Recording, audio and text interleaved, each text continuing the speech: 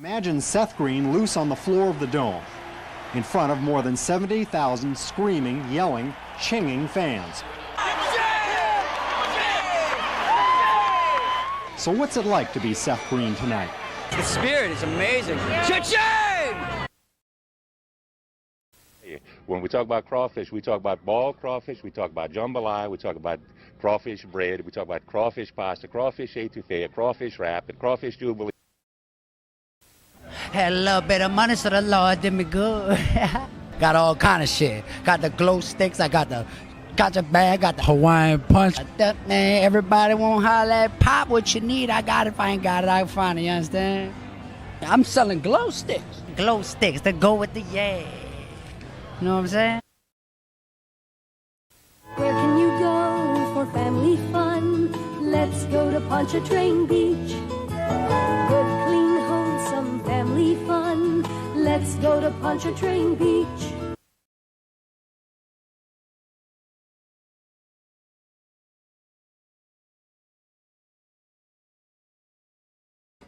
Total opposite.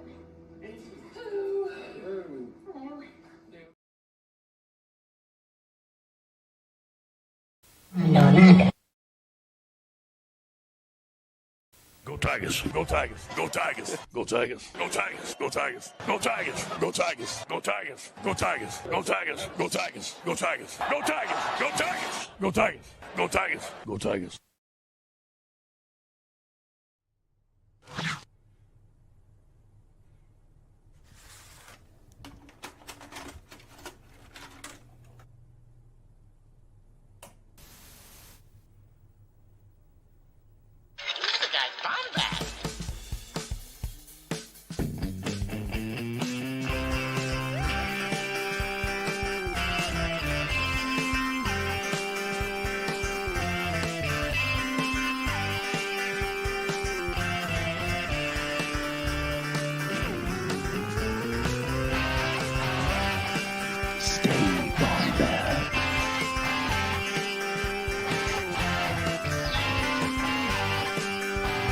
Welcome to the Bombadcast.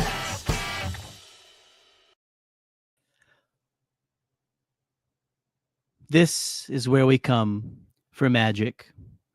This is where we come to cry. This is where you come to be Bombad. Welcome. Welcome to the Bombadcast, friends. Yes, Labobo, actually.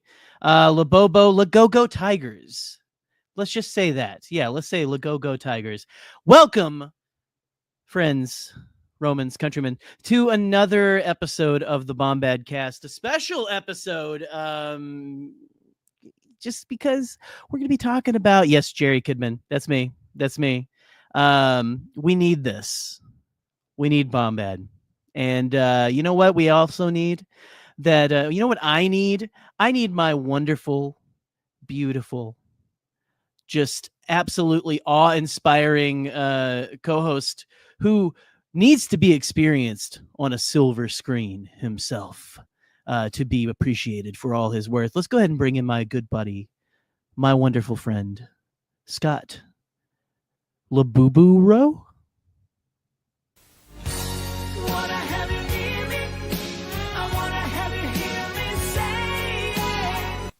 Yo, what it do? What up? It's me, your boy, Labubu Deluxe. Whoa. I'll take you double. Dubai triple chocolate? Deluxe on a crumble cookie 4x4 matcha style extra Dubai chocolate with a Ghibli, a Chat GPT, light tape McRae, make it Love Island, DI. Hold on. Do y'all hear that?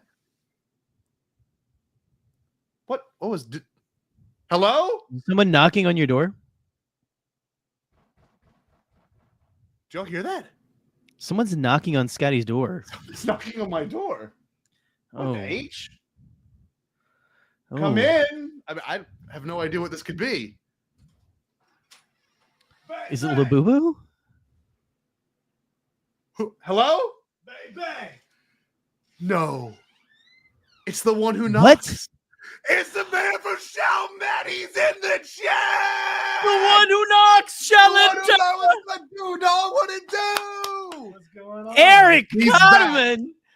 He's 3 back, years. y'all. Y'all been building this little mosquito net around me for 3 years. Yes, I've been I'm knocking on the sorry. door. It's so weird, Hey.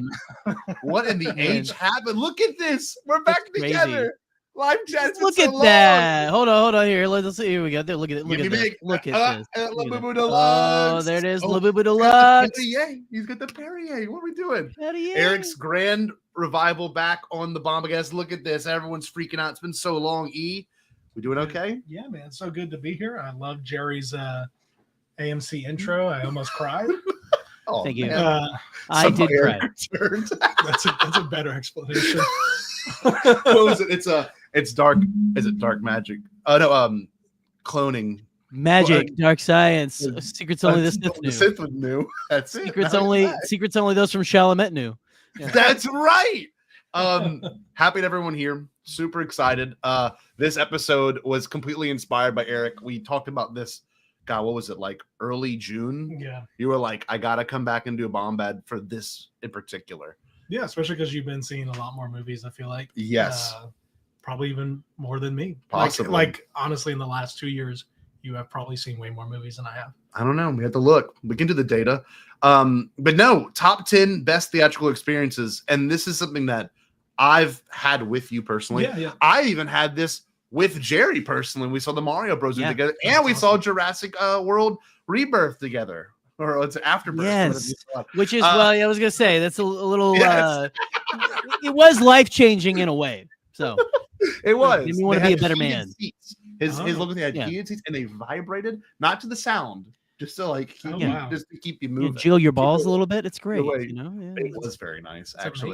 amazing. So what we did, so this is obviously right off the cuff. This could be a long one. I don't know, an hour and a half, I'm thinking, but we each got to express our experiences. So what we did, Jerry compiled his own list. I compiled my own list. Eric compiled his own list of our top 10 best theatrical movie experiences.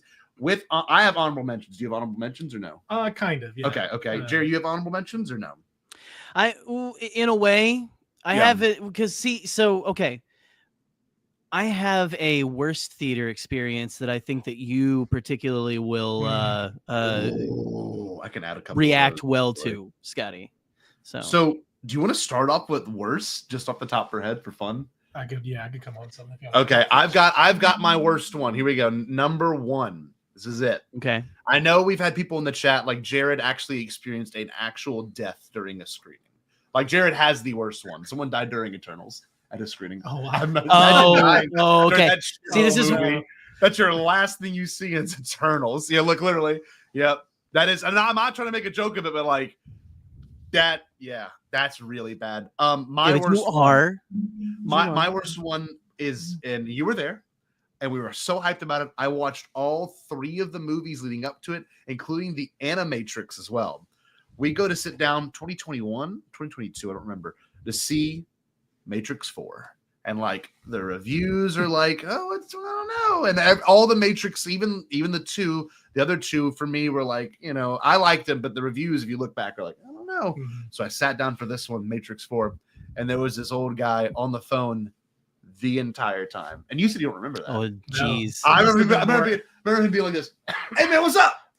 And they're like in the middle of the movie. No man, no, I'm good. No, I'm in the movie, man. And he's doing the whole like walk out the theater.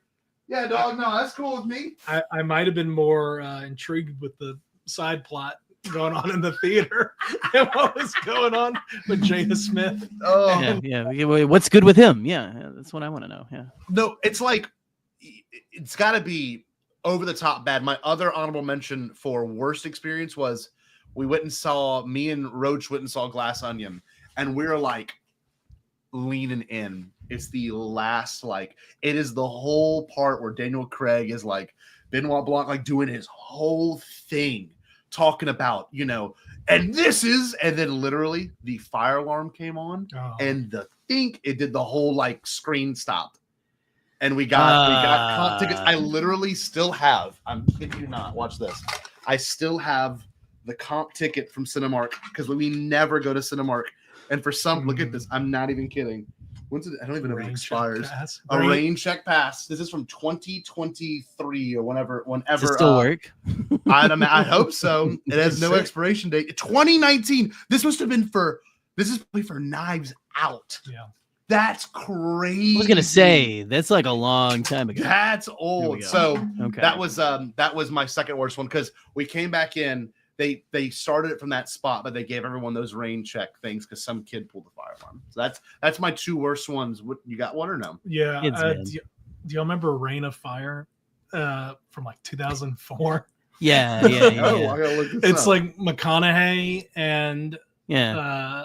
I forget who else is in it. 2002. 2002. Dragons versus army men. Basically. Yeah. What? I've never heard of this. This looks sick. I don't know. You've if never it's heard good. of Rate of Fire? No, this looks fun. It looks fire. Look at Oh, this. Christian Bale. Christian Bale. Okay. Oh. So I remember Okay. my dad and I went to go see it at the Grand, Mm-hmm.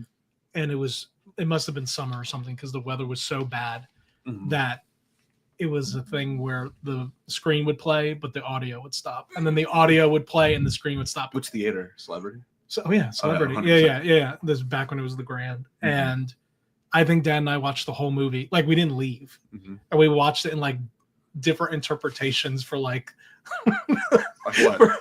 2 hours? I don't know how long, however long it. We didn't leave. The weather was Yeah, so long as- bad, and then they tried to restart it a few times. Oh. I think we ended up watching the whole thing, but I was so young. I would have been like 8. Let's see the Wow. runtime. So you sat there for We sat there. The weather was so bad. 102 minutes. So you're looking at Yeah. an hour and 40 minutes. Like we might have been there for almost 3 hours if I had to take a guess. But that would be weird for I could see my dad rage quitting. But Yeah. But yeah, that took the cake. And then yeah, I don't think I have this is not so bad, but when Joker was coming out, or It Chapter 2, probably It Chapter 2. Okay. This isn't like it's not a terrible experience, but we were a little on edge because people ruin a good thing. And Right. me, my buddy Tevin, who at the time was like maybe 320, 330, Mhm. Kevin, our friend Kevin, Mhm. who's like a beanpole. Has he ever been on Bombad? I never thought he did. No. He did a video for us. Yeah, I don't once. think he's been on the show. We're sitting there, and nobody's in the theater. And Yeah. we're thinking, okay, well, no one's gonna show up as the Joker or as the It clown. I think it was It, and try to make a scene out of this. And all they're playing is like horror trailers, right? Last trailer, the screen goes out, and all of a sudden, and an automated voice comes on. Please leave the theater for emergency reasons. Please leave. And we all Of three of course. us Yeah. hauled ass to the exit sign because we're afraid of an active scene. Of course. And then it ended up being somebody pulled the fire alarm or something. Wow. But it was God so damn, bizarre. man. That was intense. I remember that era. It was so That was bizarre. weird. But not bad. We walked to the Starbucks and like EMS comes, No fire truck comes. way. Oh yeah, but Right. it was a little freaky just because like there had been things with those those movies, particularly Yeah. people trying to ruin a good thing. Of course. But yeah, that's That's about a as- rough one. But that's the thing. It's like, I hate to say it, it's universal. It's not just like we always chalk things up like, oh, this is so Baton Rouge. But Yeah, like, yeah. it's not, because my other big one was I went and saw Titanic, and there was a group of kids that obviously just snuck into the theater, and they were talking so loud, and I literally I'm not gonna say it, but I said, hey, shut the F up, because it was me, Adam Grisco, Cody Doherty, and it was just this group of 4 kids in the front. And I stood up and I did my deepest, darkest voice, and they literally got up and ran out. Because I'm like, I'm watching Jack and Rose, right? I can't do this, I'm actually invested. Titanic's great. Anyway, Jerry, what's your story? Right. Well, the one that I wrote down, I have a few different, there's been some recently and stuff like that. There was the one where there was like a kid playing a full on phone video game and stuff while I was Jesus. trying to watch. Brightness And, up.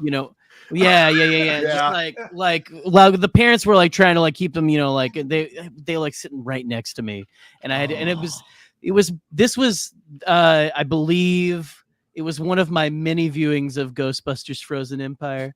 And so I had already seen the film, but I still had to just like, I was like, I can't fucking do this. I got up and like walked down. You muted your mic, G. There you go. There we go. Back. Yeah, you're good. Okay. I bumped my mic cord. Hey, technical difficulty. So it was a little like that, like just like I got to get, at least far enough away from that kid that I can't hear him like playing his Leapfrog app, like right next up, just to like keep them like from crying because it was like a 3-year-old or something in this movie, and it's again, just it was crazy. The worst one that I did write down, and Scotty, you'll I think have a big reaction to this, was Morbius. Morbius? Because I think you're pushing this from a different like mindset maybe, because I was thinking movies that affected me necessarily, like so the way they affected me, and this one I've never had such a profound just unease like sitting through a film, just like watching, going like, what is happening? What is happening for me? Than when I was watching Morbius. It felt like I was watching 5 different movies and stuff like that. Whenever friggin' Vulture shows up at the end, it like blasts through the desert to meet Morbius, who drove a convertible to the middle of the desert or some shit. I was like, what the hell is this thing? What is going on? What is happening? Where are we? It's how I feel like you felt watching Eternals and stuff like that. But that was our no, we Scott and I saw Morbius together, and I think our review was better than Eternals. Yes, when we walked out. Really? That's where I differ. I said this even then. I said it felt like you were homesick. Yeah. From school, and you're in 6th grade, and you like throw TNT on, and there's commercials in the middle of the movie, and it's the middle of the day, and it's like the weird commercials. It's like, are you suffering from depression? Like it's like those ones, and that's what it felt like watching Morbius. Tracy Ellis, Oh wait, guys, I'm sorry. I did a double feature of Cats and Robert Downey Jr.'s Dr. Dolittle. Why? Why would you do that to yourself? That might have been the worst theater experience I've ever had. Hell.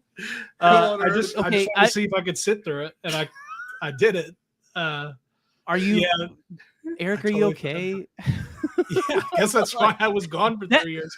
That one deserves a welfare check. Jeez, man. Oh my God. That was like I took my mom to see Cats, and then she left, and I stayed for Robert Downey Jr.'s, which I don't know if y'all know anything about. No. I watched it. I couldn't tell you anything about the Yeah. But it ends with a big old fart joke, like this big, as one does. Yeah. This like elephant kind of creature or something. I don't remember if it was a rhino or an elephant. Just like totally farts, and Robert Downey Jr. must have had like a big wind machine on him, and just that's the end of the movie. It's just a big fart. That's it's just beautiful. a big fart. It was almost symbolic. But yeah, ends in a wet fart. Okay, that's fantastic. I love that. Oh, I think that was a great overall terrible experience between all of us. Yeah. Let's do the best ones. I don't know if y'all want to. Who wants to go first? Because then we should just like Red Robin cycle it. You know what I mean? Someone starts. Yeah. Talk. We can share. Jerry, you want to go first? I want to hear. So this, you did it. What was your approach to this? So my mindset was just guideposts in my life, like films that were like film experiences in the theater that I remember, that were like core memories for me and stuff that affected me a lot.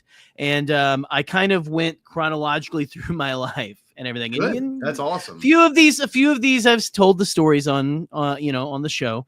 One of which is the first one. And the first one I remember, this is Ghostbusters 2, which my parents took me to see because my 16-year-old cousin liked it. and they thought that it would be good. And You were old, though? You were. I was little. Let's see, it was 1989. I was 3 years old. So I was that kid on the leapfrog, the leapfrog, the iPad on the leapfrog pad. Except for I didn't have a leapfrog pad. I was actually probably glued to the screen. I assume. I'm not sure. That was movie number one for you. That was movie number one for me. And listen, because I was so like mush brained, like little kid, like, I had no I was just starting to get my cognitive functions and remember like memories and stuff like that.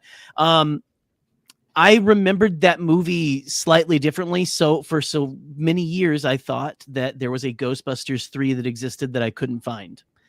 Because back in the early 90s, like that's a possibility, right? Because like you didn't have the internet to look it up. Like all I ever see of the VHS is for Ghostbusters 1, Ghostbusters 2. And then I was like, I got older and I was like, oh, I just misremembered the scene where the guy gets like Janosch gets possessed from the painting. I interpreted it as a statue back in the day or something. And so that was my little disconnect. Anyway, so that just as a film experience of, again, being the first core memory of a movie that you remember going to see, that's beautiful. Like, I don't know. It still sticks in there and it explains a lot about me. So that really does. Cause I remember my first was Mulan. I just remember the music and I remember just the animation of it. Cause that would have been 1997. Like I was little, 98 maybe, but I do remember seeing around there. I remember seeing the Phantom Menace because the opening crawl and the pod racing. Like I do have true memories of that, and in the finale, kind of. But that's not one of mine. That's a good one though. What was your first movie? Do you remember?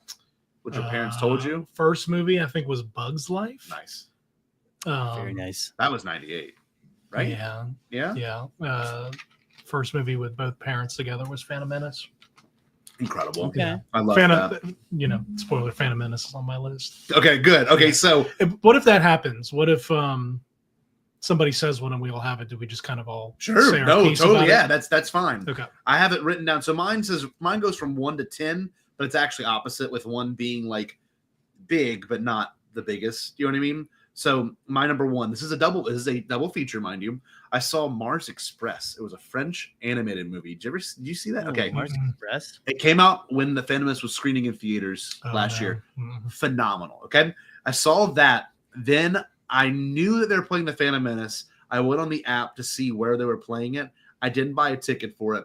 I snuck in. It was auditorium. It's the one that right when you walk into the AMC on O'Neill. It's that first one. I think it's theater 16, whatever the one is. Yeah. Right when you walk in, it's small. Oh, that's actually not small. It's a great size. And I didn't know where anyone was sitting, so I sat there kind of like right when you walk in the theater in the front. And I'm not going to say anything. The spice melange was flowing, though, for Scott Jarrow. Take what you will. Mars Express was amazing. It's kind of 2001-ish. So I'm coming down from that like, oh, my God, amazing animated movie, blown away. And this is what I did. This is what made this a good experience. I straight up went on Movies Anywhere. I pulled the director's commentary up. Noise canceled it. So I watched and I synced it perfectly. And I watched the entire Phantom Menace with George, Rick, Ben Burt, John Knoll commentary, all with headphones on. That was peak. That's awesome. That's 10. There's better ones after. But that, I'll never forget just being like spice melaged out like, oh, this is so sick. And listening to George, do the whole George thing. But no, you were riding Shai Hulud in that screening of the Phantom Menace for sure. Yeah, absolutely. Oh, man. It was awesome. Yeah. All right. Phantom Menace is on mine. It's like, I didn't really like necessarily number it, but like 8-ish on my list. Like 8. My theater in Chalmette at the time was like an old school theater where when you like walked up to the rows of theaters, it was like a ramp up and the lights were on, but it was very dim. So there's lights on the floor. You can see all the posters that were couple movies coming out. It's like a whole experience, right? Oh, and so beautiful. then you're like sitting in the theater. I was into Star Wars already, probably not really aware of the significance of what was happening, but I'm like, oh, we're going to go see Star Wars in theaters.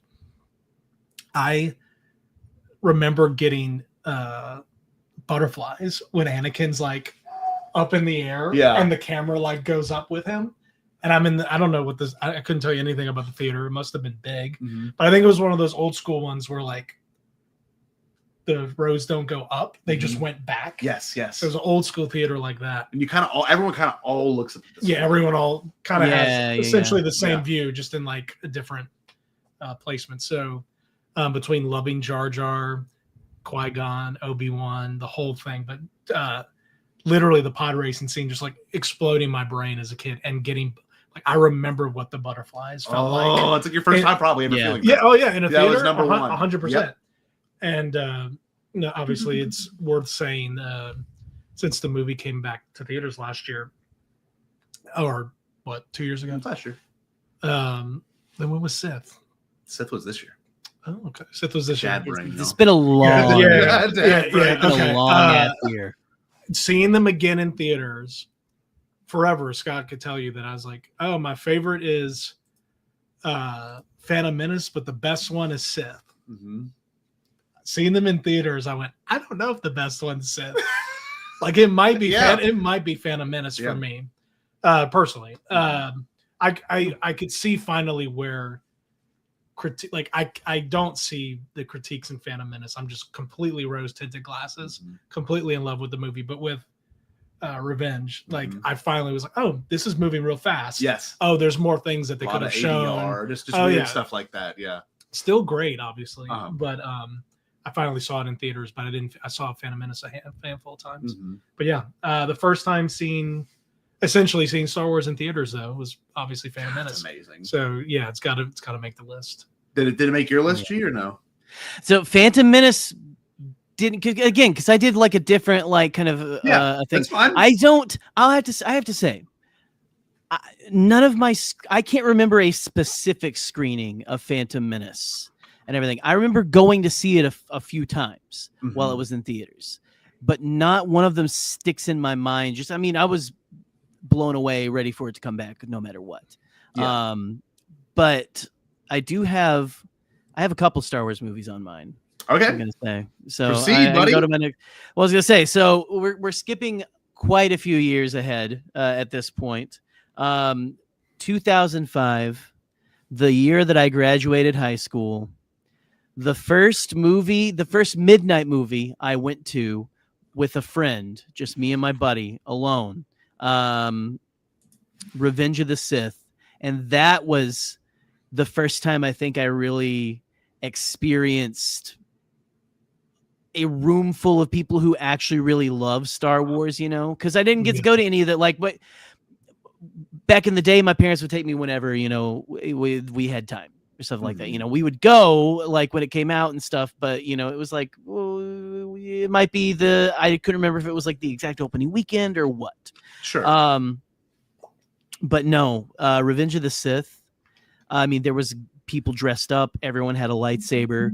There was like a guy 18 too, dude. You were like, I was 18. I know, it was like I was feeling it. We were vibing. There was a guy dressed as Darth Vader behind us and stuff.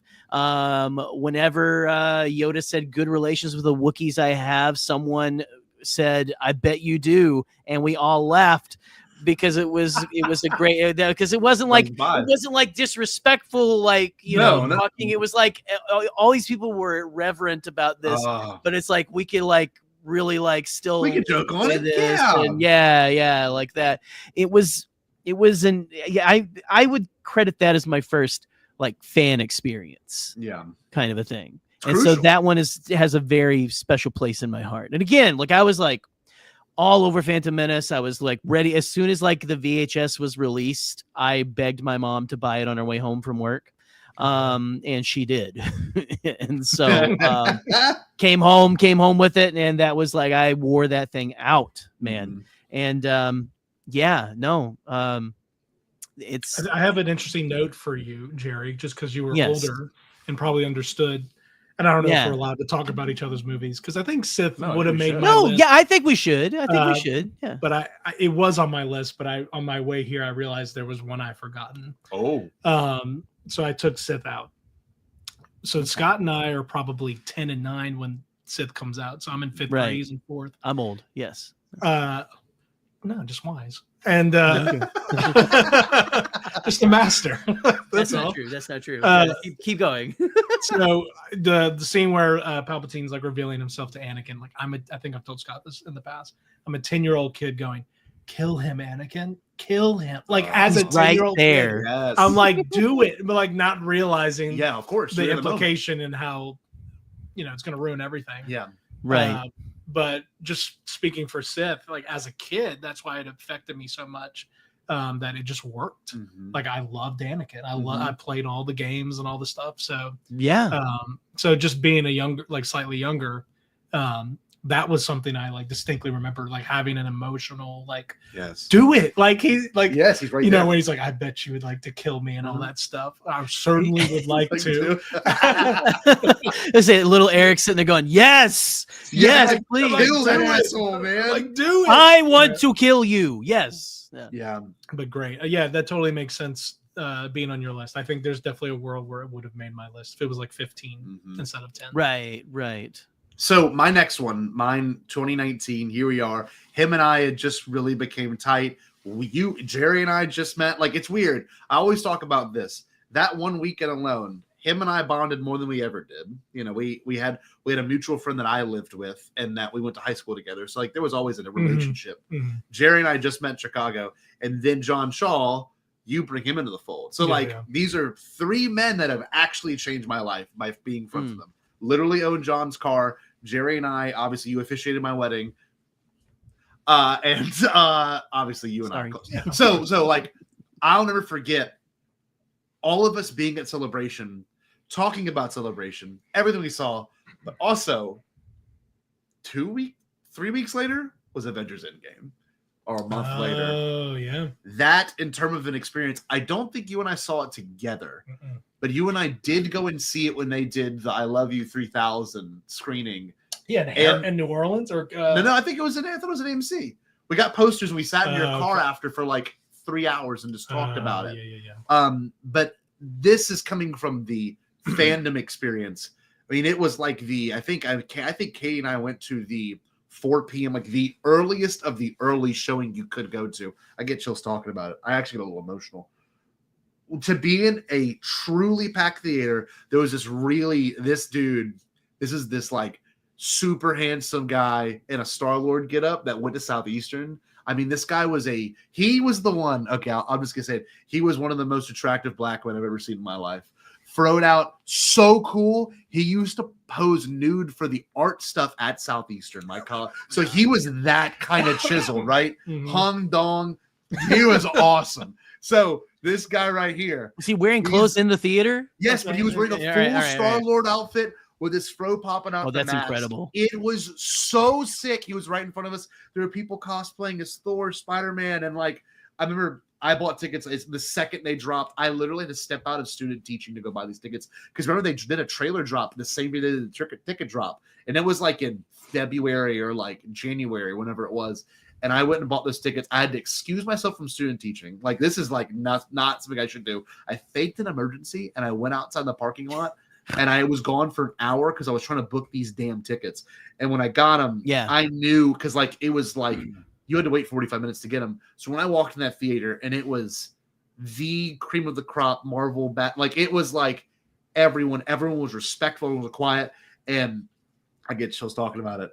When we see Hawkeye, Jeremy Renner, when he does the whole turn and his family's gone, the theater went.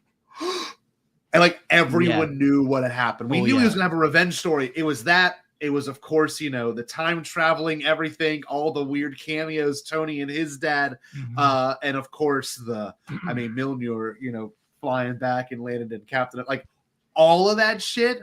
And then it only got big. It got bigger from there. But I'll go back and watch those reactions and actually like almost get to the point of like actually crying, not tear up, but like holy, like it's overwhelming because it was such a communal experience. And I hate to say it because with COVID and everything, but that was truly, theatrically speaking, and that and The Rise of Skywalker were the last hurrahs for me movies. Like I haven't had a communal experience like that in 6 years, that intensely at least. So No Way Home was good. We saw that together. No Way Home was great. but we still were masked up, and it was still a little weird. That, however, Endgame, and I think everyone could speak about Endgame and Infinity War, because that was, and I love Marvel still. I think that golden era is over, unfortunately. Just when everything was hitting so hard, it's just so hard on every level. Yeah, that's number 9 for me. So I don't know if you had that one on yours, or you had it on yours. I've got it on mine too. Yeah, absolutely. Towards the end, and yeah. Go ahead. All I was gonna say was, I remember going to see this, and again, you have all the reactions to everything you just mentioned and all that. Yeah. The second time I went to see it, and it went with, my ex Allison, because we would watch the Marvel movies every now and then. I would go, like, I think I went with like some friends of ours before she was able to go see it. When we went to go see it, there was this little kid in front of us, and whenever Iron Man is dying, he's like, oh, he's messing with him. He's like out loud. He's messing with them. Brutal. He's messing with them. Like, just like as confidently or whatever. Like, he's joking. He's joking. He's gonna, like, he thought it was gonna be the Marvel, like, like, oh, like, how people think Marvel's ha-cha-cha, like too many jokes and stuff like that, which I don't agree with and stuff like that. But he thought it was about to turn one of those things, and I'm like, oh, buddy, oh, my man. You're about to learn about loss, and pretty heavily, like, because he was like, I would say that kid was probably like 12. Oh God, what's the line that Gwyneth Paltrow says to him? You can rest. You can rest now. Oh, you can rest now. Holy and then shit. I couldn't get that out of my head as like, little boy, the funeral scene is happening, and you like have the line of people, and I'm just like in my head going like, I bet any minute he's gonna pop out, right, and just be like, hey, it's all right, guys, I'm still here. No, I just felt, I was like, oh, buddy, I love you. I'm so glad that you're here. But that, I don't know, just like, but just from theater experiences, that was. There's been it's been hard to pinpoint a peak for that. Like, close. Superman made me feel pretty joyful. That one hit fairly close. The closest that's come to it, like you were saying, was No Way Home, and that's another one that I may have on my thing. But, okay, cool. All right. Might be an interesting transition because they're both on mine too. So Endgame, I can't really go into more like y'all did in terms of like the movie. Obviously there's a lot of great stuff. I just think from our generation and everyone who grew up with that stuff, it was just this like perfect culmination moment. I think my brother and I were sitting together like on rows like in the Dolby where we would never sit because it was packed. And I had a friend who was alone, but we didn't care. I had friends who were in like the front row. Troy and them were in like these seats. No way. And it just didn't matter. It was probably the peak of, like you said, communal experiences. And like COVID too, man. And before I was a father, movies didn't really like, I love movies, but they never made me feel like real emotion. Like, to me, it was always stereotypical, but it was more escapism than it was like realism for me. Right. I don't think there's anything wrong with that like viewpoint, but Tony dying and those, and it was inevitable too. Like, as an adult, you're like, well, this is going to happen. Yes. Like they set it up. And then those notes hit right when they all stop talking. I don't know the name of the song, but it's like, it's definitely some sort of like funeral song or goodbye song. Still, now that will make me feel something watching the scene. Yeah. Now I haven't watched Endgame in full since I've been got a kid. Since I've been a parent. Can I tell you, it sucks. In a good way. In a good way, because when he shows up as a hologram and talks to her, oh my gosh, I can only imagine now. See, we're both girls, and so we'll. Go ahead. What were you gonna say? The Scott Lang part where he sees. That's what I was gonna say. I was like, when he gets out and he's running and checking the wall, looking for his kid and stuff, and then running to the house, and then she's older. Yeah, I am a mess. Every you're time I watch this, Oh yeah. Ugly. Your dad in 2019. Yeah, he's 2 Ugly cry. Oh, I ugly Yeah, cried. I ugly cried. So what number is it for you on your list? Because It mine, I is- think okay. it's 2 or 3. 2, It's maybe. so well. See, I did like the chronological list. If I had to put Gotcha. it on the, which is I know that's a weird. I have a No, weird it's okay. fucking brain. No, it's okay. I didn't but, necessarily like list them by like experiences. But I would put that is. It is up there. It's got to be like top 5. Just like experiences, like with audience and everything like that. You know, just like the way it makes you feel. You know, think about if you could erase your memory and do it again. I feel like that's like probably 1 or 2, like in everybody's life, right? Right. Okay. I'm sorry. I just wanted to. I remember seeing this in theaters. Oh man. I remember being excited to go see that. I forget when it came out, but I was like, "Oh, that looks pretty good. That looks pretty good. We'll go see that." Jerry, my mouse is acting up. Can you do me a favor? Go to the starred comments. I just want to read everyone out loud, just because y'all's comments are important too, because it's obviously the fact that Bombadcast is very communal in that sense. Yeah. But you can just throw it on the ground, dude. Okay. Respect my cats and Eli, I don't know if I have a top 10, but my dad and I went to see 2001 at Legacy. Oh my At a god. Legacy Theater in West LA a few weeks ago. Jealous, very jealous. That's the thing. 2001, I've been on a big kick. I haven't watched it, but I've been listening to one podcast. Shout out to them. I'm gonna give them a shout out only because I'm gonna email them literally tomorrow. Like it's one of my plans tomorrow. 2001, A Space Odyssey, maybe one of the best analysis podcasts about a particular subject. I have been listening to. I'm on episode 20. I started last Saturday, and this is I am not a podcast binger, but it's gotten me thinking about this movie in a different way. And go check them out. Fantastic podcast. But anyway, it's beautiful. It plays into this. I can't wait to watch it. You see, Nathan says my favorite movie is Batman, the one that came out in 1989. I was 9. My first movie I saw then. What's that? Pre-screened. Oh, I'm sorry. Keep reading. I didn't mean to stop. No, I was gonna say no. I got the Prince soundtrack. I felt grown up. The music was pre-screened because I had HD. Okay. Wow. Okay. Well, hold on. This is true story. We have it booked. I think it's next week. Next Monday. He hasn't seen 89. I have not seen. Oh, really? No. It's Yes. been a long time for me. So I haven't seen TMNT, and we're seeing that together. I hope. Yeah. Monday or Tuesday. That was one of my VHSs that I wore out. Yeah. Absolutely, man. Never saw that one, and he hasn't seen Batman. So we're gonna have a kind of cool legacy. Like these are two huge IPs that I think you have the opportunity. Like I've been holding off on Godfather 2, thinking it was going to come in theaters. It should have a few years ago, but it didn't. And Kat and I saw Godfather 1. Amazing. She hadn't seen it, and we saw it in theaters for the first time. Wow. Anyway. That's incredible. Jared, let me do a transition for you because we both have No Way Home. Okay. No Way Home is up there on my list. Again, I didn't list it exactly like Scott. Teacher, and then whatever we are, Jerry. I don't know. Yeah, creatures. We're tired. Yeah, that's the one. Yeah, tired. But probably upper tier, 1 or 2 or 3. I have No Way Home. It was a really special screening for me because my people were there, Scott was there, but I had a lot of my work friends come, including my boss, who's just a big OG comic book reader, and he had lost faith a little bit in the movies. It was clear to me, and maybe we knew straight up that Toby and Andrew would be in it, and I knew he would dig that because it's just very comic book like. So I was like, Chase, you have to come.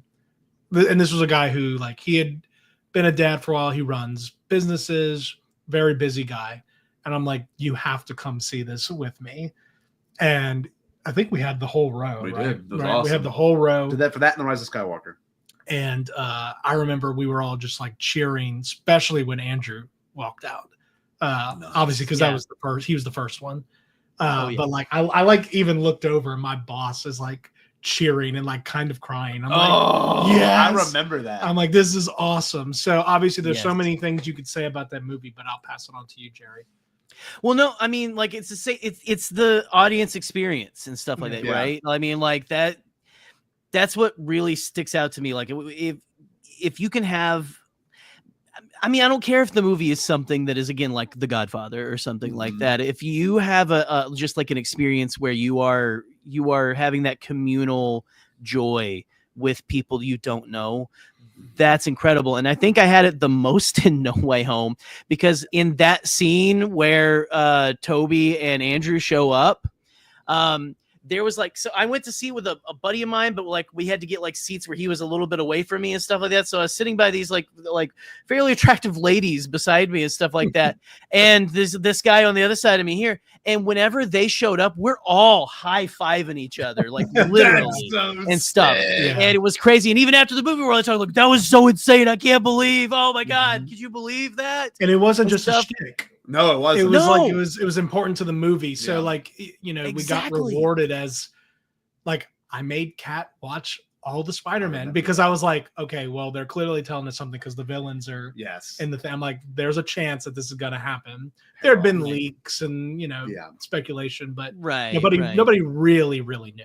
At least not in our like pedigree. Like Yeah. I didn't know. Yeah.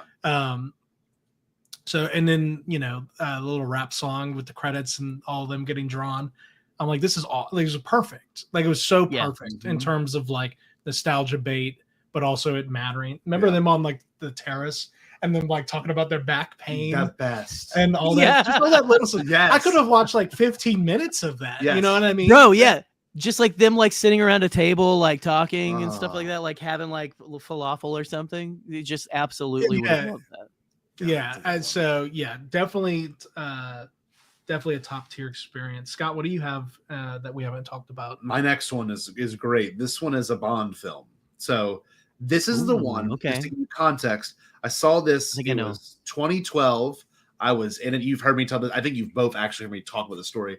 I was 17 years old. Yeah, that's right. And I was sitting there watching this movie, and it's, you know, Roger Deakins. It's Skyfall, and so I'm watching this shit. Javier Bardem. I mean, it was one of those mind melting movies because that's when I was like, oh, I didn't know IP movies could be movies. You know what I mean? When the church is on fire and like they're both running through that field and M is bleeding out. Like I'm watching this going, Yeah. because that to me, without any exaggeration, literally it's Home Alone. It's like all the shit's exploding and there's a helicopter and they're playing boom, boom, boom, boom, banana, to shoot you. Like I'm watching that going, it's kind of like when you watch your first Tarantino and you're like, I didn't know you could do this. You know what I mean? So Right. I was watching that with my mouth jaw drop. Pretty sure it was me and Kevin, and we went at like 6 o'clock because it's before like the, you know, you parents, whatever, it's before all that bullshit now that they have, like you can't go see a movie after 5 o'clock or whatever it is. Yeah. So Kevin and I sat there, we were gobsmacked. I mean, like that's the movie that to me that like, oh, I want to get into media. That was it. That was Right. that was the linchpin of everything I wanted to see in movies going on out. And nothing, I think nothing in terms of just awestruck, maybe a couple of these has ever made me feel that way again. Like just like truly like the house, they built a house and burnt it down for this movie. And I know it's crazy. I don't even know who directed that one. I have no idea. Couldn't even tell you. Oh, that's It looks like a Nolan movie because it's all Roger Deakins. Yeah. But I couldn't tell you who directed that one to save my life. it's Sam Mendez. Okay. There we Yeah, go. Mendez. Yeah. Skyfall Best is Greg movie, my best favorite. It's my Yeah. favorite Bond Number movie one. of all Number time. Wow, Number that's one, top awesome. of the list. Yeah. I mean, I'm not trying to extend no, the do it. conversation, but just a short Do it. thing. I saw Casino Royale way before understanding that it Yeah. was a reboot and all this stuff. And my dad really liked Roger Moore. So I was like, what the hell is this like? Like I didn't get, it was like they're playing poker. And, Yeah, yeah. And Yeah, he's getting poisoned. What's going on? Galen- Is he hitting his Galen balls with a rope? Galen Erso's bleeding. From his eye and shit. Uh, Oh, that was awesome. but watching it again, like that movie is by far for me the best Bond. Yeah. But I get Skyfall. Yeah. Like you can't, it's one of those ones where it's like Empire and God, New when Hope. Like when you he can't kills really- the girl, when Javier Bardem kills the girl, shoots her in the head, and he's got the Bond's got the weak arm because he hurt himself at the beginning of the movie falling off the train. Like it's just phenomenal movie. It's definitely the one that is the most different, probably Yes. out of all of them. Tonally, the part in Japan where he has to he falls in the kimono dragon like that. There's Dude, so that's one of my favorite parts. I love that. That's so awesome, so sexy. That chick's the Walter PPK that only Yes. fires for him and Yes. stuff like that. Oh, that I was forgot great. about That was that, G. wonderful. I love that. good shit. Yeah, That's when they, because up to that point, those reboots had like not really done the gadgets or anything. No, they made that it was a the lot first more one. serious, and so that was the first time they were like, "Well, this first time we had Q in the movie as well and stuff." So. But it also showed that M could be a bad guy too, because when Javier Bardem pulls the whole prosthetic out of his face and his whole face slouches down, and Do that. Because Still the such a cyanide great reveal. didn't work. It made him go crazy. I'm like, this Look is just upon your work, mother. dude, yeah, that shit was phenomenal. And then he causes the train to go through. That's like the first really good hacker movie to me as well. The movie was all about he hacked the train system and it broke through MI6. You know, like I could talk about that movie forever. And I'll stop after this, but also that Adele song, still so good. That's to me the best Bond song is Skyfall by Adele. Yeah, that was amazing. That's totally fair. Yeah. Let's keep it moving, boys. What we got next? You want to go next? Yeah, let's talk about we're jumping in and out. I have Iron Man on my list. Okay. I know this story. So I can tell a quick story about it. Story. So it's 2008. I must be in seventh You're grade eighth grade. going into eighth grade. Yeah, or I'm something. in sixth grade going to seventh. Yeah, because it was the summer, I think. Mhm. Yep. So the AMC still the rave on O'Neill. Oh. Before they got bought out. And this is the day of me and a friend getting dropped off at the theater, right? So me and was that your first time getting dropped off too? Was it one of those guys? it might have been. Mine was High School Musical 3. Oh, that's amazing. Mine. Same year or like the next year? I think it was around that time. Yeah. Anyway. So Troy Henderson, who's been on the show before, we got dropped off to go see Iron Man. Now, keep in mind, at the time, the only thing I really had any sort of like comic book awareness of was Spider-Man, Fantastic Four. I didn't watch a single X-Men movie until before Deadpool, Wolverine. Mm-hmm. And I ended up loving them more than like your average X-Men fan. But anyway, so not huge in the comic books. I'm like, okay, Iron Man. I'm in seventh grade. Guitar is my life. So Sabbath and AC/DC. Like I'm listening to all that stuff. Movie plays. Everyone knows the movie. Don't have to go into the movie. We don't leave because his mom doesn't come pick us up yet. And we sit through the credits. This gives me chills. And normally we wouldn't have. Normally we would have just like walked out because like, why is this 13-year-old going to watch credits? Well, anyway, the scene comes on with Sam Jackson, and he says the line like, "I'm going to talk to you about the Avengers Initiative." And my buddy Troy, who was punished a lot during school, the only thing he was allowed to do was read. So he read comic books, and he's like, "Dude, they're doing the Avengers. They're doing the Avengers. They're doing Captain America. They're doing." And I'm like, "What are you talking about?" Like, dude, I literally had no idea. So yeah, that one sticks out to me just because of the implication of like, honestly, let's call it what it is. Like IP franchise, like it was never the same after that. Changed. So it was like Changed the being game. in a paradigm shift or something. Yeah, it was. So it was cool that I actually like remember doing that because like 2008, like people were older and were worried about banks and shit like that. Right, yeah. In the housing market, I just like was worried about passing exams and stuff like that and learning guitar, right? Yeah, and going to the dances. God, that's such a good story because that I did not have that experience, but I remember seeing it in theaters with my dad. And my dad's like, "That was a pretty great movie," and like, because my dad at the time, he was big into building hot rods. He was a big, he's big and he's very technical and he's very a tech kind of guy. And so seeing all that like come to fruition, it was kind of like seeing Transformers for the first time, like, oh, they can pull this off now. Avengers is like, oh, they can pull this off with a person now. Like they can actually like put a guy in a suit and it looks that was the first time for me as a kid where CG looked real and I couldn't tell real from fake. Now, when you watch it on like a 4K TV, you go, okay, I can see the flaws. But then, I guess there's another thing that's cool about it is like you're a 13-year-old, you're a piece of shit anyway. So like I like Tony Stark for being a piece of shit. No, that's true. Yeah, but it was also a movie that made you go, oh no, like being like whatever you want to call it, like virtuous or whatever, is cool. Yeah. Like this is like you can also be cool. Yeah. Like you don't have to just like hook up with the news reporter. Like I don't know. So it was an interesting. Yeah. I think they even played a Hulk trailer in the post-credit scenes, if I remember correctly. That's great. I could be wrong. I could be wrong about that. I'm sure it would be on Disney Plus if it was still the case. But yeah, what a That's a good one. That's a really good one. What a awesome experience to remember. So, but yeah, absolutely. I agree. You got one, Gene? Well, I'm gonna roll it all the way back to 1993 if I can. Okay, I'm gonna go to we're gonna go back to my chronological list.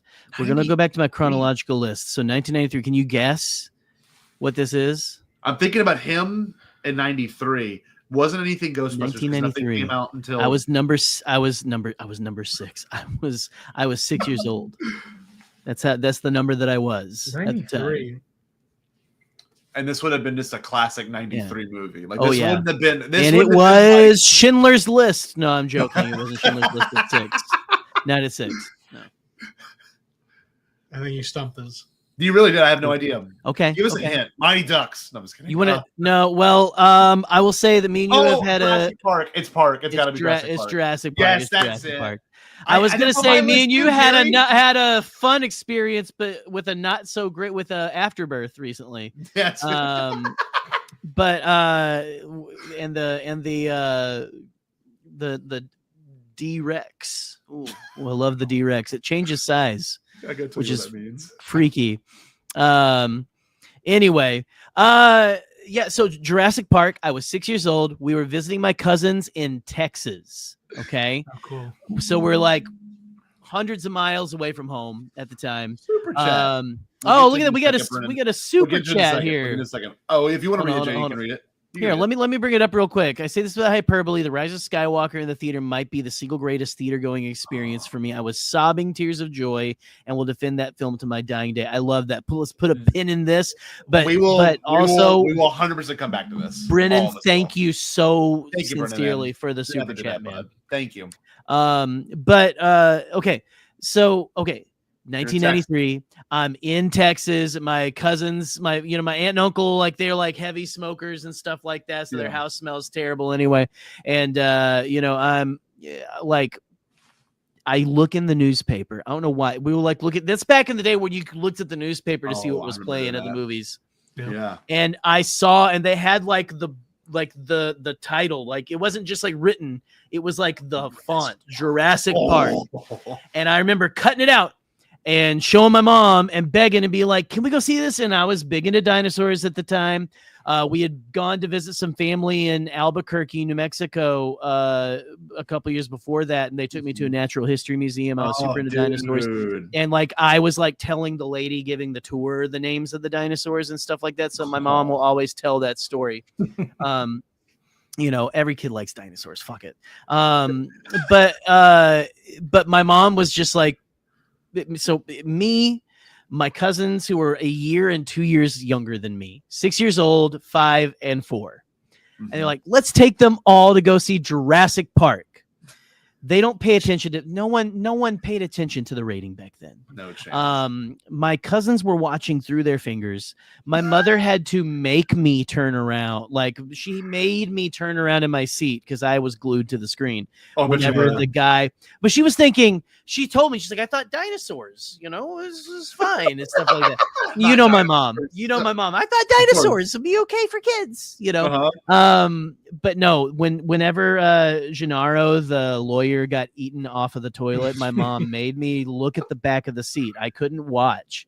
And again, I've told the story a million times, but whenever I finally got it on VHS a couple years later, I was staying the night at my grandparents' house, and my God rest her soul, my grandmother who lived through the Great Depression, I said, hey, usually mom makes me not watch this part, but I think I'm old enough to watch this now. She's like, okay. And she watched that with me. And my grandpa, again, who lived on the river in Arkansas, like his dad played cards with riverboat captains and stuff. They lived a Huck Finn lifestyle. Like the next morning, like going like, I like when that one was tapping his toe and stuff. That's So just- great. But just like that entire experience of Jurassic, and I know that stretches to the VHS. Like I also have very fond memories of some of these. Sure, of course. But like that theater experience of just like seeing, you'd never seen anything like that before. Yeah, that was the awesome. first. Yeah, and like just like to get to sit there and be a kid who loves dinosaurs for the first time, it felt like you were in Jurassic Park, getting to see actual dinosaurs, and it was mind blowing. Traumatized my cousins again. This is why I'm so fucked up.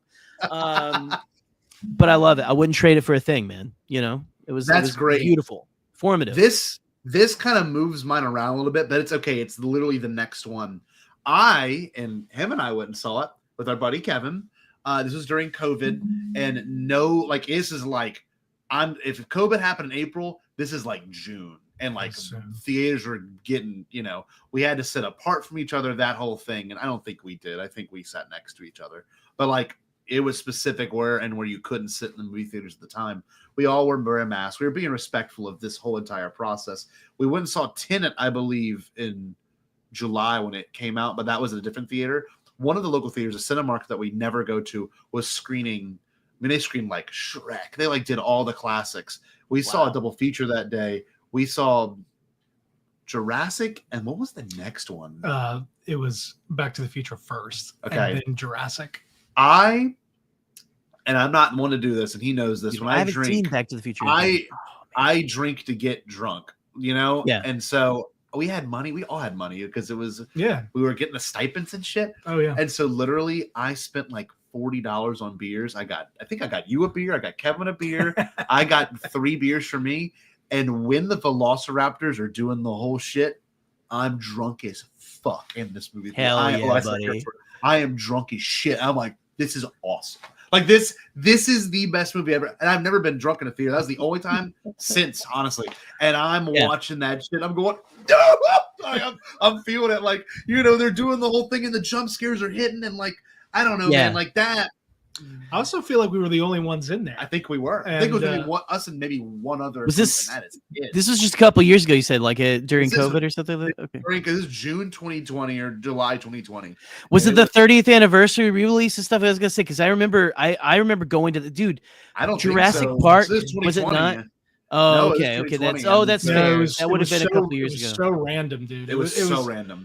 It was like, our theater's gonna die. Let's put some good stuff in there. We did. We went, and that's beautiful. And for some reason, it was in 5K. Oh, which they marketed it that way. Yeah, and it was the correct aspect ratio. That was another big deal. Yeah. Oh, okay. Yes. It was awesome. Now, probably what's going on in the world in '93 and everything. It was probably next, like for you, Jerry, it was probably next level. Like, holy crap. Oh, man. Like, movies can be this. Yeah. But even us, exactly, like 5 years ago, being like, damn, this movie's so good.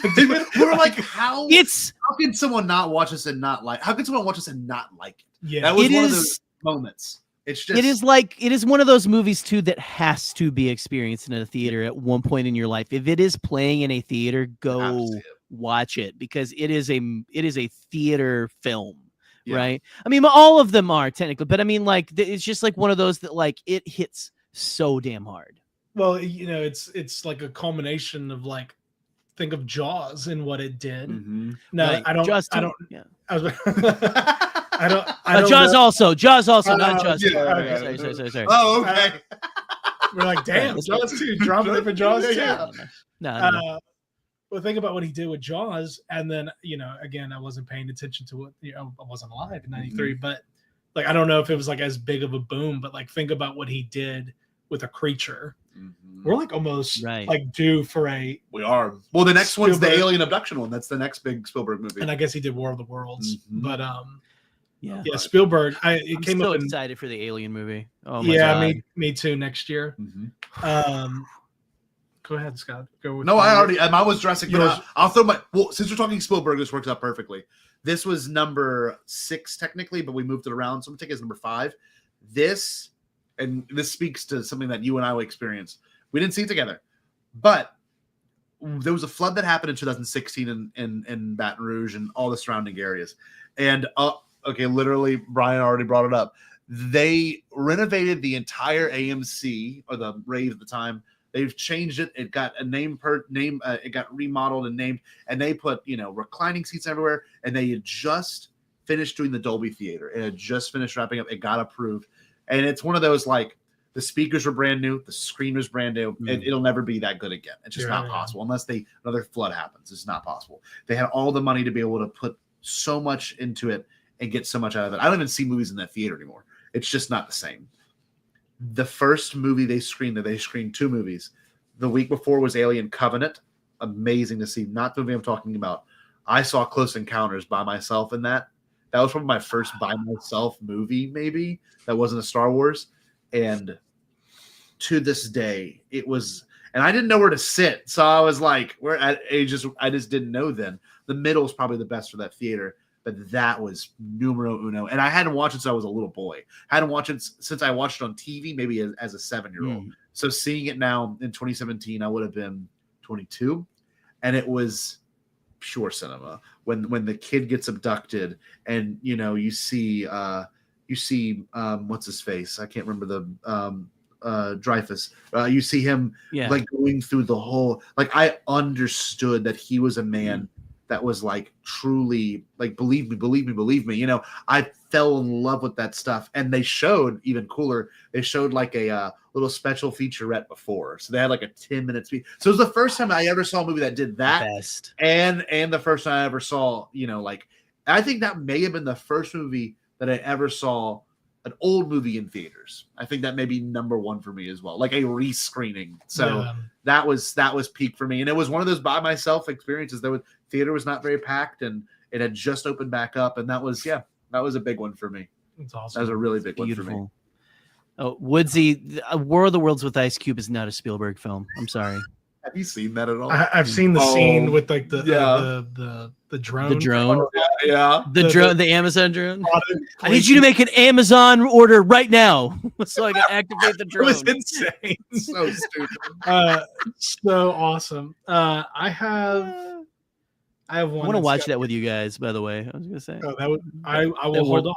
I will. That would be fun for us to watch together. Maybe we'll do that. Let's do that for Patreon. Maybe. Yeah. That and Dinosaur together. That will give me a. I know he's so down. He loves that movie. I don't know if I can make that one. Maybe Rip can make that one though. Yeah, Rip might make that one.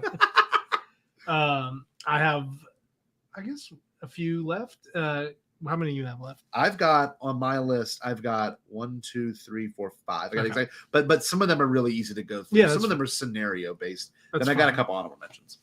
I have Parasite on my list. Have you seen that, Jerry? No, I haven't. You're better than me. I need to. I need to get caught up. I missed a lot of Oscar fare and stuff. That would have been when you and Allison were married. Yeah. It's totally fair. It was one of those ones that there was so much advertising for it that I thought, okay, something's got to be up with this movie. Like the poster, like everything about, and I didn't really like look into anything about it. Mm-hmm. Like I don't even remember a trailer or anything like that. So I think I was telling you, I was like, I went and saw Parasite. I think my brother had known something about it. Mm-hmm. I think it's the first like real foreign film that I watched in theaters. But the movie's amazing, bro. Like it is one of those ones that makes you go, oh, like this can be a thing, because it like genre bends about halfway through. Right. Arguably the greatest twist of all time. Yeah, that's just me personally. Yeah, in a way that like is so organic. Okay. I think I called Scott and I was like, I wish you were here. Like you should. You said I will buy your tickets to the screening, and I was just starting to teach. It was like August of 2019. Like we had just finished wrapping up on the short film that you and I worked on. Like there was so much going on and we couldn't work it out. But you saw 2 different screenings. You saw one in color. Didn't they do a black and white screening or something? They might have done something weird. I don't know. Because you were like, dude, they're playing it in black and white. You've got to come see it. And didn't. And then now we watched it. And then one day him and Roach, I think, watched it in here in this room. Yep. It is an amazing movie. If you have the ability, like if it ever comes back in theaters for like Oscar season, like it is I'm gonna have to. You don't necessarily have to see it in theaters, but just the fact that I got to do that. I showed my mom that movie. It's one of those ones you're like, oh wow. I don't know if your parents would like it, but I showed my mom that movie. Probably not. Yeah, It's got the whole. It doesn't have a Silence of the Lambs vibe, but it's got the whole like prestige of Silence of the Lambs. Where you're kind of like, okay, you can do this. So it's got that kind. There's a scene in that in particular where they're and you're like, oh shit, you'll okay. All right, I'll have to see. I'll have to see this. You might dig it, Jerry. You're not watching Eleanor. Oh no. Oh no. No, listen. I actually pay attention to ratings and stuff, unlike my parents. So it's fine. No, I would show my parents Conclave because that's the last Oscar movie that I saw that I think that they would really like. But at the same time, I don't want to talk to them about God. So fair. Yeah. Fair. Anyway, do you want to go, Jared? Do you want to go, Eric? I don't know who wants to go next. I'm trying not to look. I'm so excited. You see, I don't think I've given. You give one, Jared. You do one. No, it's okay. Let me go with here's a really quick one here. I saw this movie. So I went, my mom and my sister, she was going to take my sister to a birthday party, right? And they had this birthday party at the movie theater, the little janky theater in Paragould, Arkansas, before they opened the new one that I worked at for several years. Little 2-screen. They had set up a table in front of the screen down there where they had the birthday cake and everything. It wasn't even like no pomp and circumstance. And my mom was like, I was like, let's see, 16, 17, maybe. It was 2004. I was about to graduate in the next year. And she's like, you want to come to this birthday party with us? It was like on a Saturday. I was like, we're going to watch a funny movie. And I'm like, all right, whatever. And I sit down with my mom, fully expecting just some dumb baby movie. And your mileage may vary on whether you love this or not, but the movie was Elf with Will Ferrell. What a no way. And I did not know anything about it. I wasn't very savvy at the time, except for Star Wars movies. And I didn't know who Will Ferrell was at the time either. I watched that, and then in college, I got big into like Anchorman and stuff like that. But that was my first experience with him, and me and my mom were sitting in the back of that theater just laughing our asses off. It's great. At this man, like especially like when he like runs full on into the lockers and stuff. I remember that's the hardest I had laughed in anything in a long time. Yeah. And again, your mileage may vary on if you're a Will Ferrell fan or if you like Elf. Like I know it's like something. That's a great but that was just like it was a weird like. I don't know what we're seeing. I was staying at home playing video games, and now I'm sitting here laughing my butt off. And of course. Will always remember that. I will always remember. It's like the last Christmas classic movie, right? Honestly. Like they haven't. It's one of the last. Yeah. I can't think of anything that's ultimately about Christmas. Yeah.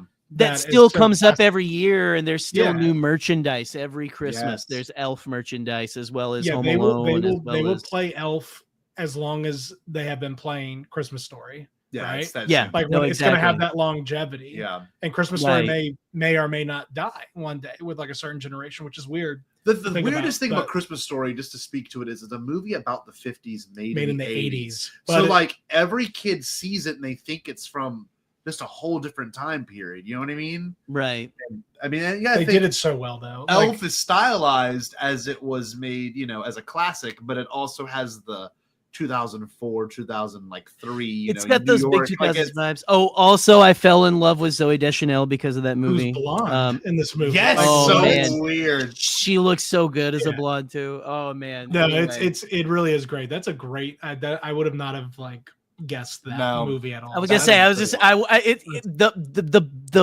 the main reason that sticks in my head is because of the mystery surrounding it. And so anyway, sometimes it was wonderful. It pays off in the biggest ways, right? Yeah. Going in blind can sometimes just lead to wonderful things. Absolutely. So in honor of my next one, I just want to read a couple other ones that people have mentioned. They talk about the bad movie experiences. I didn't really get a chance to read all those, but they're pretty good stories in there if you want to go back and look. So I like this one. Brian said he saw 77, Star Wars 77, only a hazy memory, but that's awesome. This is great. Really cool. Laserbolt said Bambi. That was probably a hell of a movie to watch as a kid. Wow. Good Lord. Woodsy said, I remember going to see Kung Fu Panda 2 at a birthday party of Guy. What? Of Guy Fieri's nieces? It's Bombad as fuck. Who the hell are you, Woodsy? What in the world, man? Oh, Okay. that's great. That's beautiful. I felt bad for kids. Phantom Menace. I was 19. That was not my Star Wars. Whoa. That was the first. Okay, not my Star Wars movement began. Oh, yeah, that does kind of suck. I feel that. Yeah. Avengers Bloom as well did make me cry. The I'm on your left scene, Buck. I mean, that is matched every time. Scene. I don't think it's really a good experience since COVID.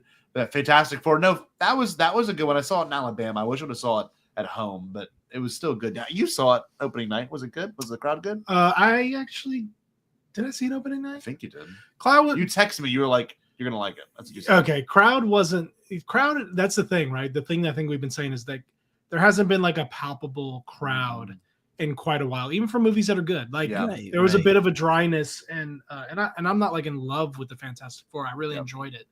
But yeah, the theater wasn't like explosive. I think that's the word you think of, right? Yeah, that's what I always think of. Even Dune 2, which was amazing. Everybody was just so blown away. That was a silent. People were just quiet. You know what I mean? So I hopefully one of these Avengers movies or a Mando Grogu can like kind of bring that back. That's why I wore the shirt literally tonight, legitimately. And I agree, Jared. Yeah, when Thor screams after Avengers Assemble, and then they all start running. Yeah, that's dude.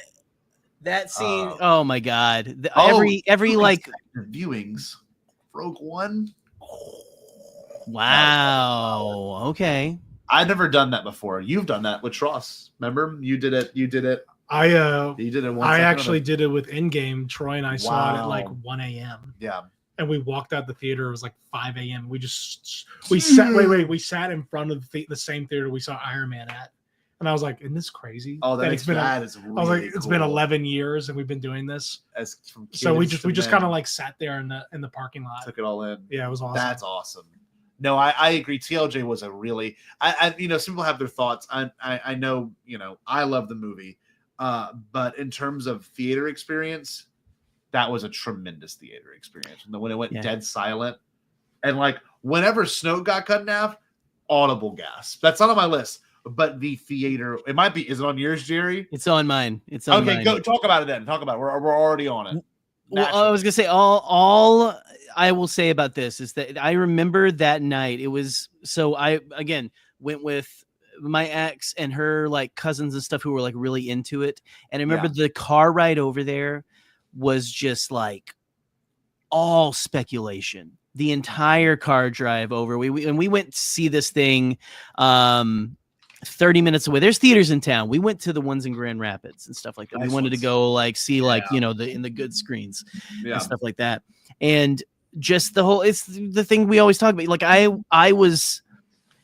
it's still one of my favorite experiences because like I said, you said, you got the gasps and everything like that, but just to watch a Star Wars film and not be able to predict where it's going was such a freeing feeling. It was I loved it. I don't want to know every turn you're going to take. I don't want to be able to guess what's going to happen. And just that, I don't know, man, it's something special. And I will always, it's my favorite Star Wars movie still. That was the first time I ever did mental math in the middle of a movie because Snoke gets killed. And I'm like, it hasn't been 2 hours, like we haven't got to the 2 hour mark. Like, how is this happening? And then they show up with I know that was technically like a climb. I don't even know what to call it. Like, I guess it's the beginning of the third act, almost the beginning of the fourth act, really. Like that movie had so many different twists and turns, not even in the sake of lore, but in the sake of like just being a moviegoer, And I was like, Snoke's dead. Like, this is where it's going to cut. Nope. You had a whole nother battle sequence. Yeah, I mean, I think it's arguably the most shocking thing out of the three, whether you like the movie or don't like the movie. Like, that was like something you could not predict. Nope. No. So that I remember that being a big thing in the theater as well. I have Force Awakens on mine if we want to. Let's do it. Because I have a bad experience about that, but I want to hear y'all's good. Jerry. Well, I was gonna say I loved it, but like yeah. But yours is great. Yours is one of my I can start. I can start off. So, being in music, being in bands, stuff, I kind of like left the nerd part of me behind in the late 2000s, early 2010s, and then that article comes out in October of 2012 or whatever year. Yeah, October 2012. And I'm like, it's almost like I ripped the T-shirt off, and there was like a big nerd symbol underneath, and it's like, oh, I'm gonna go watch the beginning, like, you know, all this kind of stuff. And I didn't have anyone who was really in my friend group who was like as into it as me, besides Troy. But even he and I didn't talk about it. We moved on to Led Zeppelin and Blink-182 and the MCU and all this kind of stuff, right? Guitar Hero. Guitar Hero. Are we the Yeah. same person? Girls. Oh my god! I feel like we're like the exact same like arc here or something. That's great. Well, totally. I mean, like, it was over for me. I didn't watch Clone Wars until it was on Netflix, right? I was like, this is done. Disney Like cable. Disney cable. So anyway, so you know, everyone knows like the story of getting to the movie. Trailers are amazing. The release title is like, what the hell is all that about? That doesn't sound like a George Lucas movie. I don't know. Pause for 1 second. Just know that I'm thinking in the next, like, I'm thinking maybe October or November, we're going to be doing 10 Years of Force Awakens for like a 8-week period. He's going to be on probably most of it. So for our fans, we're going to like look at everything leading up to that fantastic for the 10-year anniversary. So because it was Speculation City, leaks. I was watching. That's why I got into this space. I was Star watching Wars 7 News. Yeah, I was watching all that. I was watching. We were all of us were on Star Wars Episode 7 News. Heroin. We were all like. I was like looking on at my job where I was supposed to be recruiting students, like just like typing. It's the closest we'll ever have to the Phantom Menace experience, right? Ever. Exactly. So we had more of a digital experience. Of course, it wasn't as much about the toys. Anyway, we get our tickets. I go to my school apartment in college. My friends are watching Revenge of the Sith. Like, they're finishing up Revenge of the Sith. We get in the car and go 4 hours early to the theater because this is pre-reserving seats as the standard at AMC. So I have a physical ticket that I'm going to print out, and we are number 2 in line. And we're in line for 2 hours outside. They have like a whole, like, I've never remembered the name of like the belts. The ropes. The rope thing that they have.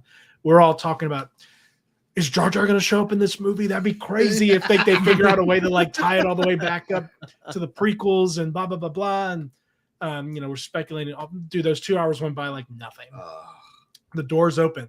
There's a local news crew there with like cameras wanting to talk to people. We're all running to the theater. I mean, full sprint.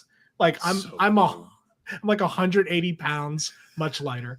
And I am like running and I'm putting jackets on seats like a little turd. And I have this big old group of people coming up, and just like the pure intensity of waiting for the crawl to drop, and also not having the Fox logo was interesting, you know? Yeah. And just, you know, I love Force Awakens. I'm not a huge fan of the sequels as a whole. Yeah. But Force Awakens, to me, there was just, it's probably number 1 on my theatrical experience. Like them getting me with the Falcon, like that piece of junk, and the camera, for me, the camera work. The camera work in Force Awakens is like next level. Next level amazing camera work. Lost my shit. Because they did it so well. I'm so like white knuckle tight. I'm not thinking it's the Millennium Falcon, even though I've seen the trailers. Of course, in the planet. Yeah. Nope. What an experience. I have a video of me getting out where I'm like swearing. I'm like, that was the best thing ever. I can't wait. Anyway, to wrap this up, we're in the parking lot. Probably my first like after parking lot in the parking lot conversation, hour long. And I remember, I guess I would have been a sophomore in college for, or maybe it doesn't matter. December 2015, whatever year I was, young, right? And I look You've been a sophomore. I look at my friends and I'm like, hey, some of us might be married by the time that the trilogy's over. Like thinking 4 years, because I grew up Catholic, so 4 years is a lot. There's a lot of babies that could be made in that time. Right. So lots of baby making time there. Absolutely. Yeah, there's a lot. I thought I'd be married before 9 came out. So just a very interesting place in my life. But like, what an experience that we got to. Oh, we're so lucky. And it was, think about it. It was only 10 years from Revenge of the Sith. but those 10 years felt really long. Yeah, they did. Felt way longer than the 10 years since Force Awakens. I mean, those went by ridiculous. like They did. It's ridiculous. But anyway, that's my Force Awakens spiel. That's beautiful. I want to speak to that too in a second, but I want to pull this up. So this is another thing too that like kind of has changed the culture. At least I feel people like commenting during the movie like openly like that. Like, you know what I mean? Like that. I feel like people have now have newfound reverence for these experiences that shit like that doesn't happen anymore. And I agree with them. It is also a favorite. And I feel like the example I gave earlier of the I bet you do was more of a consent. It felt like the group was fine with that. Though, dude. What's that? You know what I mean? Well, 2005, but at the same but the Andy Samberg comment is the Andy Samberg comment to me is a little more like derogatory. You know what I mean? It's like, oh, you're trying to cheapen it. The other one, you're just trying to say Yoda fucks. That's all you're trying to say. You know, like, you're just trying to be an edgelord with the Andy Samberg thing, and it's like not very cool. Like, I mean, you know, the person might have just been young and stupid. Yeah, but that's the only kind of people. My Force Awakens experience, and I've shared this before, and I'm going to continue sharing it for the rest of the year, more than likely, for those that may hear it. I don't know why. I wasn't thinking. I think Katie was working at the time, like Christmas shift at the mall. So, like, I guess I was thinking like the later the better. And I knew there was 7 o'clock screenings. I just didn't buy tickets for them. So me, Katie, Roach, and a bunch of my good friends from high school, and I'll say it, and they know this. They were more the cynicist, I guess the pessimist leading up to everything. And like they were kind of dogging on me for how much I loved it. I saw it with them, and you know, vibes were good. 12 a.m. showing. It was great. We got the theater at like 3 a.m. It was one of those awesome experiences. But the second we got out, they all started bitching about it. And it was like, I can't believe I spent my night in the last, 6 months of my life watching Clone Wars. Like literally everything's being hyped up just to have my friends, who are still my friends, and they're just people I don't see movies with because of this reason. All complained. Kevin was the one that liked it. Kevin was the only one that was like, that was great. But that's the thing. Everyone else in that crew who I love and, would go to bat for any day, they kind of ruined that movie for me because of that. Then I saw it 8 more times after, and every time I saw it, then it was like, this is the shit. Everyone else can fuck off. Like I saw it with family. I did the whole thing. I went with my mom's side of the family, my dad's side of the family, my childhood best friend. Like like we did the whole thing. And that's why it's the #1 domestic box office movie still, I think, right? I think it's #1. Like I don't even think Avatar has beaten it yet because it was like almost almost $1 billion in this country alone. So like it was a big deal. And remember the Rebels episode where Darth Maul is like showing Ezra the holocron? No, the lightsaber with the cross. Yes. I'm like, dude, Darth Maul has something to do with the Knights of Ren, which would have been sick, by the way. We didn't think about that. No. But just the whole experience leading up to it. And I remember I'm in college. I'm in film school, by the way, which is awful because everyone.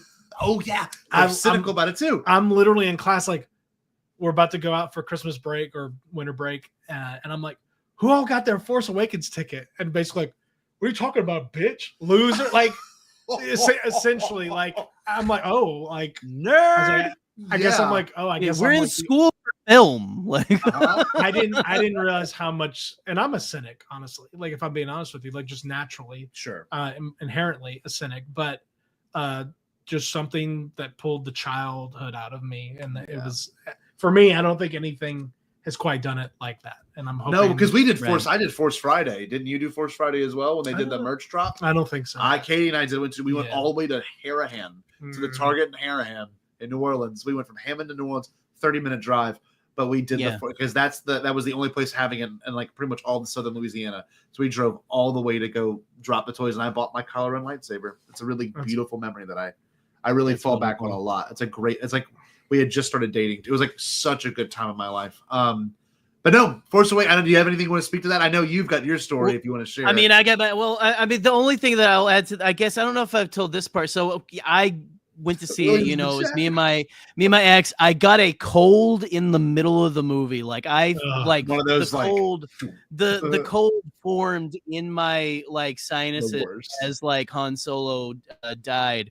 And I cried, and my ex looked at me like, why are you crying for the fictional old man, and stuff like that. And but after that, we had to stop at Barnes and Noble in town, and to grab something. I think my wife at the time, she was looking for a journal, right? And I had my buddy, shout out to Phil, I love you, but he called. We always used to talk about, like, you know, Star Wars. We were real nerdy. We were to the movie theater together. And he's like, hey, I need to talk to you about The Force Awakens. And I need to talk to somebody about this. Like, all right, I just saw it. And he called me and he just like bitched about how it was A New Hope and stuff like that and everything. And that was the first time for me where, like, that was the first time I realized, it's not going to be loved. Like, so for me, it was the first time I ever saw a take on the internet that then permeated the consciousness of the people that saw it after, that maybe didn't like it, but they didn't know how to voice it. But that was the first time ever for me where a fandom was like, you see one person post it, and then that becomes your whole like take. Even to this day, there's people that say that same shit, which there is some merit to some of it. But like at the same exact time, it is so wholly, you know, it's just so independent. It felt like a return to form without being too over the top. It's the perfect. Yeah. We talk about legacy sequels all the time here, and like Blade Runner 2049, huge one. Maverick is a huge one, but this one is too. Patrick. Yeah, there was just something so. Yeah, go ahead. There was just something so crazy about being a prequel kid, loving the way that those movies look, and then seeing original trilogy iconography in this new high definition world. Right. It was cool. It was really cool. And I never doubted that I would enjoy it, even though I was a prequel kid. Right. Right. So Force Awakens is one that I could probably put on. Like I could be 55 years old, which would be in 25 years. And just right. No matter how I feel about what happened after whatever, Force Awakens, like, just will bring me back to that time where I was in my life, being so young. It was such an interesting and great. It was, for me, it was a great theatrical experience. The audience was going nuts. Now, Jerry, just because I think Scott will end up talking about this, is Rise of Skywalker on your list? Rise of Skywalker is not on my list. That's one of my. I had an interesting theater experience with that one. That was but my marriage was imploding when I saw that one, and so not so great. But is it on your list though? It is not on my list, but I know it'll be on Scott's. So it's on Scotty's. It's number one for mine. I'll tell you why. That was the last, like, you know, Bombadcast had already launched. We had saw the reaction. I mean, you see the viral reaction video that August, and as that movie's coming out, like, we're waking up to thousands of subscribers. We're waking up to literally millions of views overnight leading up. Right. Oh, like, it was. You and I insane. were like, what do we do with this? And it was like, it truly blew up around then. Like, actually blew up. There was one night where I woke up and we went from having 200,000 views and we're like, this is crazy. Like, what is happening, to 1 million views? It was one of the craziest. And now, I mean, obviously we know now it's the most viral reaction video of all time for trailers. It is number one. And something I'm proud of. And it's not because of me crying and being emotional. It's the fact that I took other people's footage, edited all together beautifully with credits, mind you. And once I did that, it's everything. I'm in the middle. And that was like, at the same exact time, Mando was coming out. The Jedi Fallen Order, you were literally in this house playing. It was such a special time to be a Star Wars fan at that moment. Right. That when I saw that movie, and the craziest thing, we're 6 years later now, mind you. This is how crazy this is. Mm-hmm. Almost not this exact same time, but like in November or December, Jerry literally predicted what Palpatine was going to say. Yeah. He goes, what if he just says the line for Revenge of the Sith, you know? Well, I just talked about, like, that's what I kept going back to, was like, that's the reason why he's back and stuff like that, is the dark side is a pathway to many abilities. People in between me and Scott, and we both just go like, I remember that. Jerry, man. Because because Jerry called that shit when he was like what is the exact line, Jerry? The path, the dark side is a pathway to many abilities. Some would consider to be unnatural. The dry cackle, the dry lightning. Oh, yeah, like the zombie fingers and shit. So now, what you'll say, the only disappointment that movie brought me, like true disappointment, was the lack of Duel of the Fates, because they marketed it with it. And it was the first movie they had done that with. That trailer got me so hyped. The trailer that was a disappointment. And was there a rumor that they were going to do like new versions of all the major themes in the movie and tie them all together? It's weird that I didn't put this on my list, because it was probably the biggest crew that I'd been able to gather. It was a whole entire row plus a few people I think in front of us. That's beautiful. Like my dad came. It was 25 people. It was a lot. And what was weird about it is we were a little closer than we would normally be, and I think the room was kind of like not prepared to be into it or whatever. No. But our row was like, and my opinion on it has changed over time. But at the time, just our row was totally taking the movie for what it was, cheering, clapping. Scott talks about all the time how much, how loud I gasped when Han Solo ends up showing up on the Death Star ruins with Kylo, because the way they like do that first line, like, oh, it's Luke, cool, or oh, it's Anakin, cool. And this is probably number 2, or maybe even number 1 for me in terms of like shock value between Snoke being killed and stuff. I did not think they would get Harrison back. Like, that is not something you would have checked off. Hey, kid. And like he just delivers that line. Like, I could still watch it and be like, you can't tell at first. No, because it's just so low. Yeah. Right. But it was we all went. Scott and I got Popeyes right after. And we did the thumbs up. Yeah, it did. And then we sat in our friend's house and just had a discussion about it. And like, some people in the room like didn't love it. Yeah. But everyone was like really cool about it. That was the thing though. Nobody was like, you're dumb for thinking that. But yeah, definitely it's crazy that's been that long. I'm really hoping that Mando Grogu brings that kind of theatrical experience back. I want to speak to this too, because when it came to that movie experience, I was so hyped because I knew it was the end. And I'll never forget Katie, and it was me, I think it was Kevin right here, then it was Roach and Katie on the other side, and literally the Coke ad comes up leading into it, and I started like tearing up, and she leans me and goes, Scott, it's a goddamn Coke ad, don't fucking cry.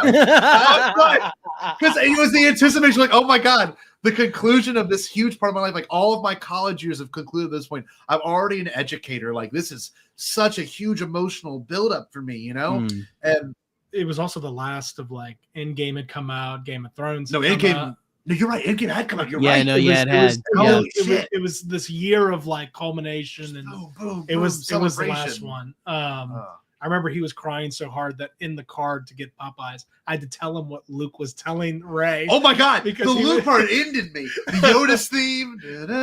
He's like, what did he say to her? And I'm like, I was able. Couldn't hear it over my sobs. Yes, so with Scott, it's not just a little cry; like his whole body was right. No, I've held Scott as he cried. It's it's great. Like, and of course you're like, no fucking way, what the fuck? Doing that whole thing.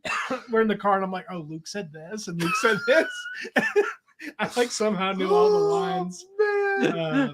That was it for me though. And then obviously you need. Everyone freaked out about the the Jedi. These are your final steps. Like all of the. I'm like, whose voice is that? I'm on Reddit and I'm like texting Alex Damon. I'm like, is Ahsoka dead? Like that's all my brain was doing. Like it was going nuts. But no, that was one of the ones that I'll never forget. And we'll talk about this in a month from now, probably too. But you called me the next day, and I had it was my very first homeroom class Christmas party. So like, I don't know what I'm doing. I don't know if the homeroom mom's what she's doing. Kristen Ullman, I'll never forget it was her. And like, she was facilitating it. And like, the kids had like an hour and a half break to go do something. And like, I was supposed to go with it, go to it with them. I just said, fuck it. And so he's texting me that day. He's like, I don't know how I feel about it. And you and I talked on the phone, like on this really kind of crucial day as a teacher, like right before Christmas break, on the phone for an hour in my classroom. I had my feet propped up on my desk, first year teaching, and you and I talked on the phone for such a long time because you were processing it because you didn't love it. You didn't love it. You liked it. You didn't love it. Right. I was having an existential crisis. Yeah. And stuff like that because I had loved the first two so much and everything. And it was just like what is life? What is happening? But sure. A lot of like things going on at the time. You remember? I don't know if I think I told you that day, but I don't know if you remember. On my way back home from work, when I was going to go pick up my neighbor, who I'm still really good friends with, to go watch that film that night, I witnessed a car accident and stuff like that. And the guy, like, it's like he like gets kind of like cold cocked to the side as he's trying to cross the road, crashes, like just his car like wheels up into this elderly couple's yard, and he gets out and is just like walking and just sits on their front steps. And everything. So we all got out to make sure he was okay. You okay, man? I should have known from the that was just a weird day. Weird ass day. That whole thing was a weird day. So that's a weird time. Thank you again, Brendan, for another super chat, man. Really appreciate it. It's very thoughtful. Thank you. Tonight.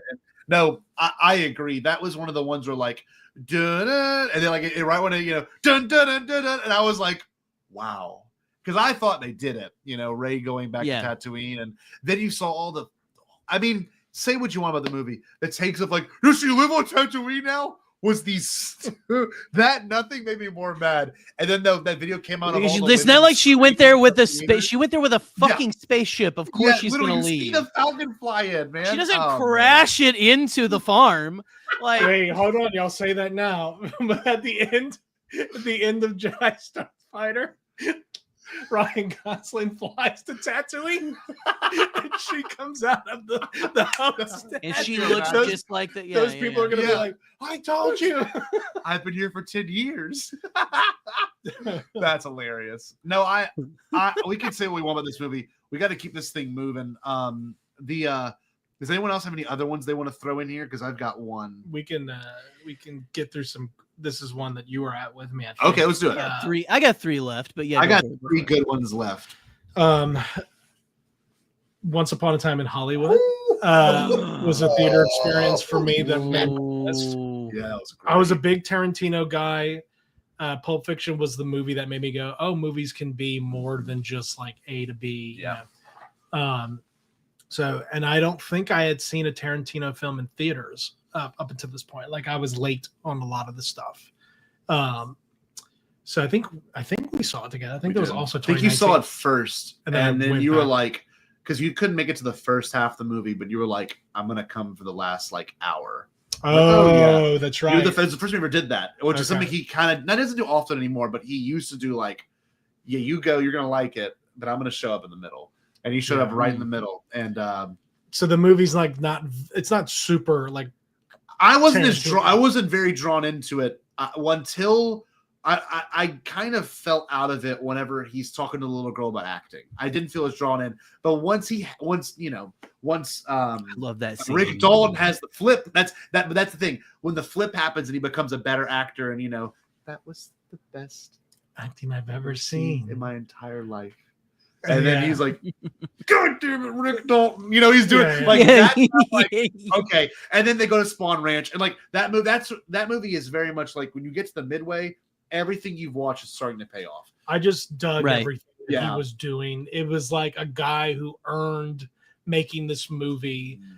They shut down Hollywood Boulevard for the first time, or maybe in a long time, for a modern director.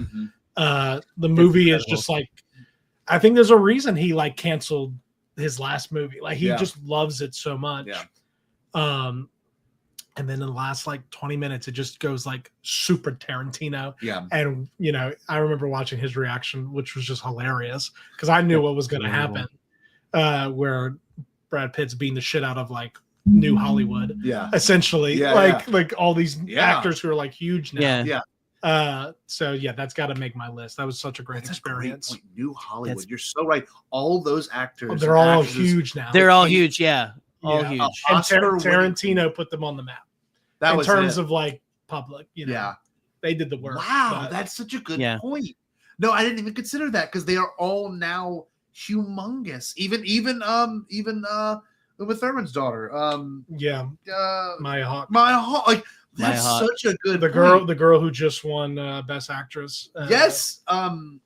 Yeah. I forget her name, but But yeah, she was like, "Hey man," and all hey, that. man, Yeah. you know, Doing the Pigs, doing yeah. the Tarantino, doing the Tarantino. Austin Butler, who's Tex, that Brad Yeah. Pitt calls. What was that name? What's your name? Some stupid. something silly like Rex. Some stupid like that. I Yeah. love that movie, man. And then, oh my god. And then just to cap this off, I burnt her ass to a crisp. Like that shit from Leo. So good. So I funny. burn her ass too, Chris. I just love that he's drunk and he's like, "Hey, you goddamn hippies, get off my fucking lawn!" You know, and he's got the margarita. She got literally the blender in his hand, and I think I actually may have tagged you, Jerry, on Instagram, but it was like it was the line, the Kurt Russell line where he's like, you know, this friendship's coming to an end, whatever he says, and nothing as good as getting, you know, drunk with your best friend. Like that was like the line, and then that night is what spawned everything. And you know, the fact that we're getting more Rick Dalton, y'all, not Rick Dalton, we're getting more Cliff Booth. Get more Cliff Booth. I'm so excited. Netflix. Well, I was gonna say I didn't get to see this one in theaters. I'm upset that I didn't, and Wow. I'm not. It's playing in 70mm in Chicago in a little bit, but I can't make it that weekend. But I have a very fond memory of I was watching this like shortly after my divorce and stuff like that. And Scotty, I said something. I was like, I'm about to start watching this. You're like, where are you? What's your timestamp? And We you synced called it up. me and we watched it. You synced it up. Like together, synced it up, and that was just a beautiful experience. That's a beautiful moment. I love it. I love one of my favorite movies of all time now. Buddy I'm trying to movie, see. Was man. it Sydney Sweeney? Sydney Sweeney was in this. Was she? Kevin Smith's Yeah, no, daughter. Oh Like my all God. Manson girls. Who's the blonde Sydney girl? Sweeney, The blonde girl is Maya also, Hawke, Mikey Madison. Yes. Yeah, she just won Best Actress. Do you want to run through my list and then run through your because Yeah, let's do that. That's fine. Because I could speak really quick on this too. Uncut Gems made my list. Uncut Gems. Movie's pure anxiety. Uncut Gems was just like a little whim screening. I was like, Sandler looks great. Like I didn't know anything about the Safdie brothers really. Kevin and I saw it. Kevin had seen Good Time, so Kevin was like, "Oh, dude, we gotta go see this." Like you and I would write something like this. Blah blah blah blah. And the whole movie speaks for itself. I don't need to go into it. But then that like Euro trash track comes on at the end or whatever you want to call it, and we just kind of look at each other, and I'm like, "What did we just watch?" It felt like dude. something. I was like, Sandler might win. It's kind of a shame. I don't know who won that year, but Sandler like definitely could have won, and I wouldn't have been upset about it. And that was December 2019 into January 2020. So yeah, we saw it in the new year. Wow. So we didn't see it. You saw it like January 2nd. Like it was yeah. And then I came here and I think told Scott once again, like Parasite, like, bro, you wish you had been there. And he's right. He probably had like a million things going on with like Christmas. And That day, leftover. I was like, if you were to like put a percentage of being drunk, I was like 80% drunk because Roach and I watched The Dirt, and we drank a fifth of Jack Daniels while we watched The Dirt when it just came out. So it was the Motley Crue movie. Okay. So we're like, we're gonna become Motley Crue, and then the movie was really sad, and we were like, we're drunk and sad, you Sad know, when drunk. his daughter's dying and shit, and I'm like, this is not as fun as I thought it would be. But no, that I remember because you came back to the house after, and you were like, you have no idea. Like now that I'm watching Breaking Bad for the first time, it's like Breaking Bad consolidated into two. This guy's deceiving and lying. He's making deals. Like he's like working with famous people. It's just. But have you seen it, Jerry? Have you seen Uncut Gems? No, I haven't. I know I need to. That I movie. have to. You're gonna like. It's one of those ones you're like. Am I gonna come? You're like Jesus. You're like. Wait. Did you hear what he just said? I know. I've heard that. Steve. I've heard that. I was gonna say that's why I was making the reference. I'm sorry. Okay. Yeah. No. I was like, dude, you need to be a screenwriter. Between the Palpatine and all this. Yes. My last. Just say, hey, listen. I'll fly down. We'll start working on our feature film together. right. Okay. Let's There we do go. that. That's Let's right. do that. Here's my last. We're heads one. together. It's a bit of a twofer, but it'll make sense. So Godzilla 1998. and Godzilla 2000 because it God was bless about you. it was about 13 months apart or whatever it Yeah. was. Because Godzilla 2000 actually came out in '99. It's a huge Godzilla head. I don't remember the marketing being like big for Godzilla '98, but it must have been like Taco Bell stuff. And, like I got a bunch of toys with it, and I had like a puppet of like It was huge. Godzilla children. Okay, it was huge, right? Me and my boss were talking about this earlier today. I don't know if that's a bad movie. I just don't know if it's like a great Godzilla. I haven't movie. watched it. Like a lot of people don't like it, but I still love it. It's big. It's very like late 90s. It's very New York. Like everyone's got a super thick New York accent. If it was not Godzilla and it's like any other monster, I think it would have been a big Matthew Broderick too, right? Matthew Broderick. Oh, man. A couple big names. Great animated series, by the way, as well. Just saying. Maybe we'll watch it on the Patreon, Jerry. Because I would gladly. That's what I have to do. But I haven't watched it as an adult, so I don't know how I feel about it, like the filmmaking and everything in general. Godzilla 2000, just moving to that real quick. I think Toho was supposed to be maybe done. Maybe I'm confusing that, but I think they hated 98 so much that they made Godzilla 2000 or something like, I don't know. Maybe the lore is a little lost on me. I know they hated 98 so much that in the last Godzilla movie, Godzilla Final Wars, Godzilla destroys Zilla because it's like basically think of Avengers Endgame for Godzilla. He fights all the like it's not even a fight. He just like bitch slaps the shit out of him. And Toho did not like that movie at all. And that's anyway, a lot of Toho history. We can have a whole Godzilla episode. But I would love to. I love that. Being like 5 years old or whatever, because it's the same year as Phantom Menace, right? So you have Phantom Menace on May.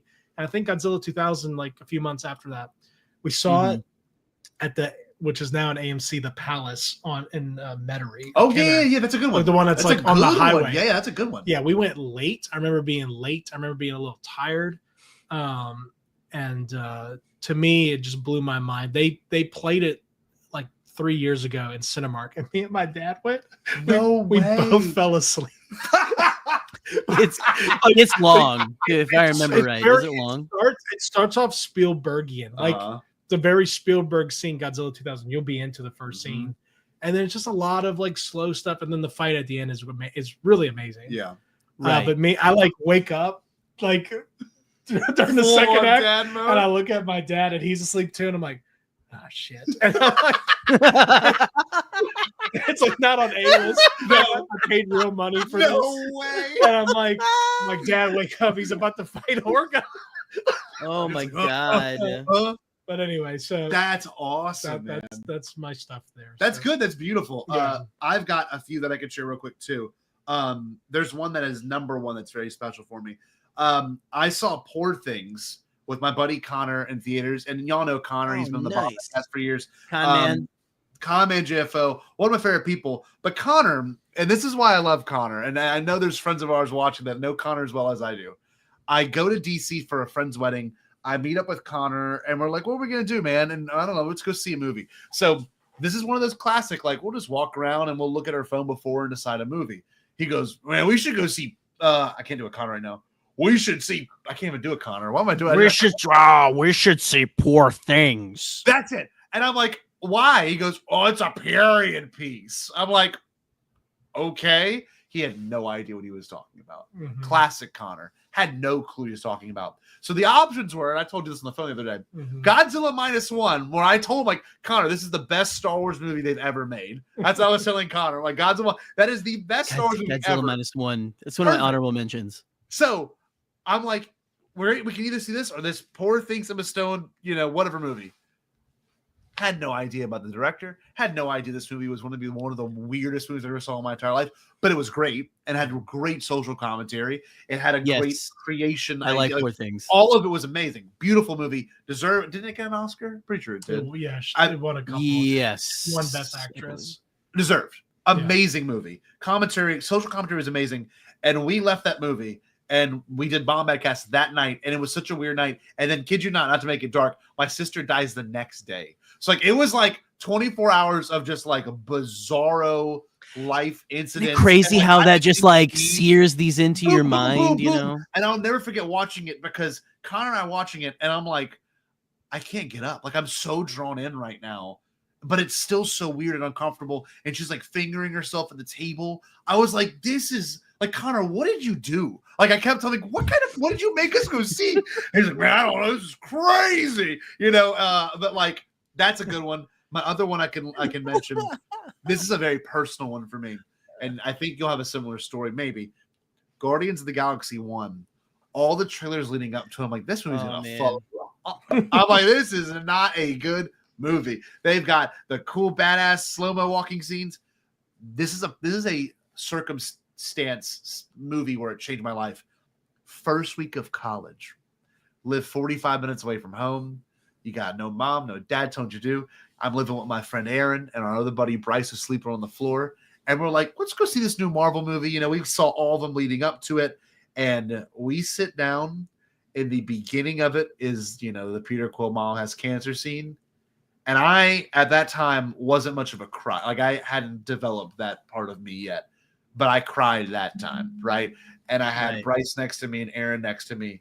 And that was one of those, like, it's a Tuesday night, first week of college. Like that's peak. And we all left it listening to the soundtrack the rest of the year. You know, it was one of those movies. You couldn't escape it. We go to like the fraternity stuff, the sorority stuff. We go to the little events on campus, and you heard "Hooked on the Feeling," a song that came out 30 years before that, everywhere. Yeah, that was pivotal. I'm in the wedding business. Scott is by proxy in his own way. Yeah, but I've been deep into the wedding business, and that movie made "Hooked on a Feeling" a wedding song. Weird. How insane. And maybe it was in the past, Crazy. but not like this. It is almost played at every wedding. Come and Get Your Love's another one, Eli. Yeah, I mean, like all of the songs, Cherry Bomb, like all of that, put it all on the map. And when that movie ended with John C. Reilly, like I was like, this is just phenomenal. Yeah, that was it. That was the movie that made me go, okay, I think I'm gonna watch all these in theaters, because like there was a bunch that I like hadn't caught. Yeah. So yeah. Thor 2. Did you see Thor 2? I didn't see Thor 2. No, I didn't think I saw Captain America. I've seen pretty much every one of them in theaters. That's sick, Gary. That's solid. My other few ones I want to mention. This one's a very personal one for Roach and I. And I told you about this on the phone. We dubbed it Bob's Ferratu. Well, we saw what's the I can't think of the name. What's the Bob Dylan movie? Oh Lord. I know, this is so embarrassing. Complete Unknown. Complete Unknown. So you still haven't seen either. I've been meaning to. Oh, it's great. Chase and I talked about it for 6 months. List. We knew those movies were coming at the same exact time. Nosferatu and No Way Home. Complete Unknown. That's why it's throwing me off. We did a double feature. So we went and saw Complete Unknown at like 1, went and got dinner at a sushi restaurant. Then we went and saw Nosferatu in the evening. And why is it important? Chase and I, like at every sleepover, and Chase is at my house constantly in middle school and even high school, we'd always throw Nosferatu 1922 in the projector. And like we had that movie somewhat memorized. And like we just loved the gothicness of it all. And like we would like take pictures like with the projector on us with Nosferatu. I had a Nosferatu poster in my bedroom as a kid. Weird stuff. Like girls did not like that. Like it was him in the doorway doing the whole, it was creepy ass poster. Yeah. In my childhood bedroom. I love that gothic stuff. So at the same exact time, we're learning guitar. And so we're learning Bob Dylan songs because they're the easiest songs to learn as a kid. You got, Blowing in the Wind's 3 chords. You got C, F, and G, and you can play all of that song. And like, that was a very motivating thing when you can pick up a guitar and play an entire song just based off 3 chords. So at the same exact time, while we were learning music and watching, Nosferatu, it was like a combination of 2 things that we loved that were, revisioned and for the year 2024. And that was my most recent, like, boom. That was it. Like nothing could beat that for me personally. That's a very special day for me. But it was great movies. And my last one, this is the final one. This is the one that I will hold over my future kids' heads. I'm going to hold over your head. I'm going to hold over your head. Anyone in the chat, this is probably the biggest one up I ever have seeing a movie. Roach and I, in college, saw Back to the Future 1, 2, and 3 on October 21st, 2015, when Marty goes to the future. I literally get choked up and chills talking about it.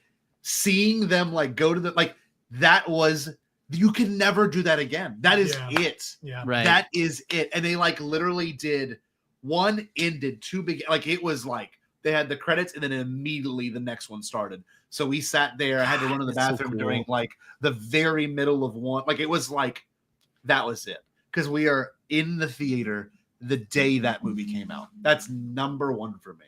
That's awesome. That shit is awesome. Anyway, Jay, let's hear your last couple. I've got a few. So my last at the end. Right. My last three. Okay, so Castaway was one of the first like serious movies. The first serious movie I remember going to see, like where I was like, oh, it's not about a superhero or a space fantasy or something, was October Sky. But Castaway affected me in a weird way, where it was just like, it was just, I was enthralled, and October Sky did that for me as well and stuff like that. But I was like, Castaway was one that I chose to go see. So, and you, I don't know, you like I said, we talked about this, you don't forget like the first like more serious thing you go to see Wilson, and stuff dude, like that, that as a kid I saw it in like middle school. I actually cried. He's screaming for this damn volleyball, but it's for the ball. Oh my god, yeah, absolutely crazy. Pirates of the Caribbean 2, Dead Man's Chest. That's a good one. That's when I worked at the movie theater, right? The first one had been out before the movie theater was built. The second one came out.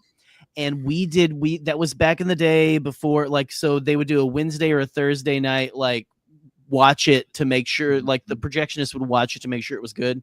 And you could come and watch it if you worked there, just like as long as you were like weren't bringing like too many people and shit with you. Yeah. And it was a packed house. Everyone who worked there, all of us. Dude. And whenever, I mean, just that the sword fight alone on the island when they're in the wheel is one of the best like film sword fights I think of all time. Like it's my favorite sword fight in anything.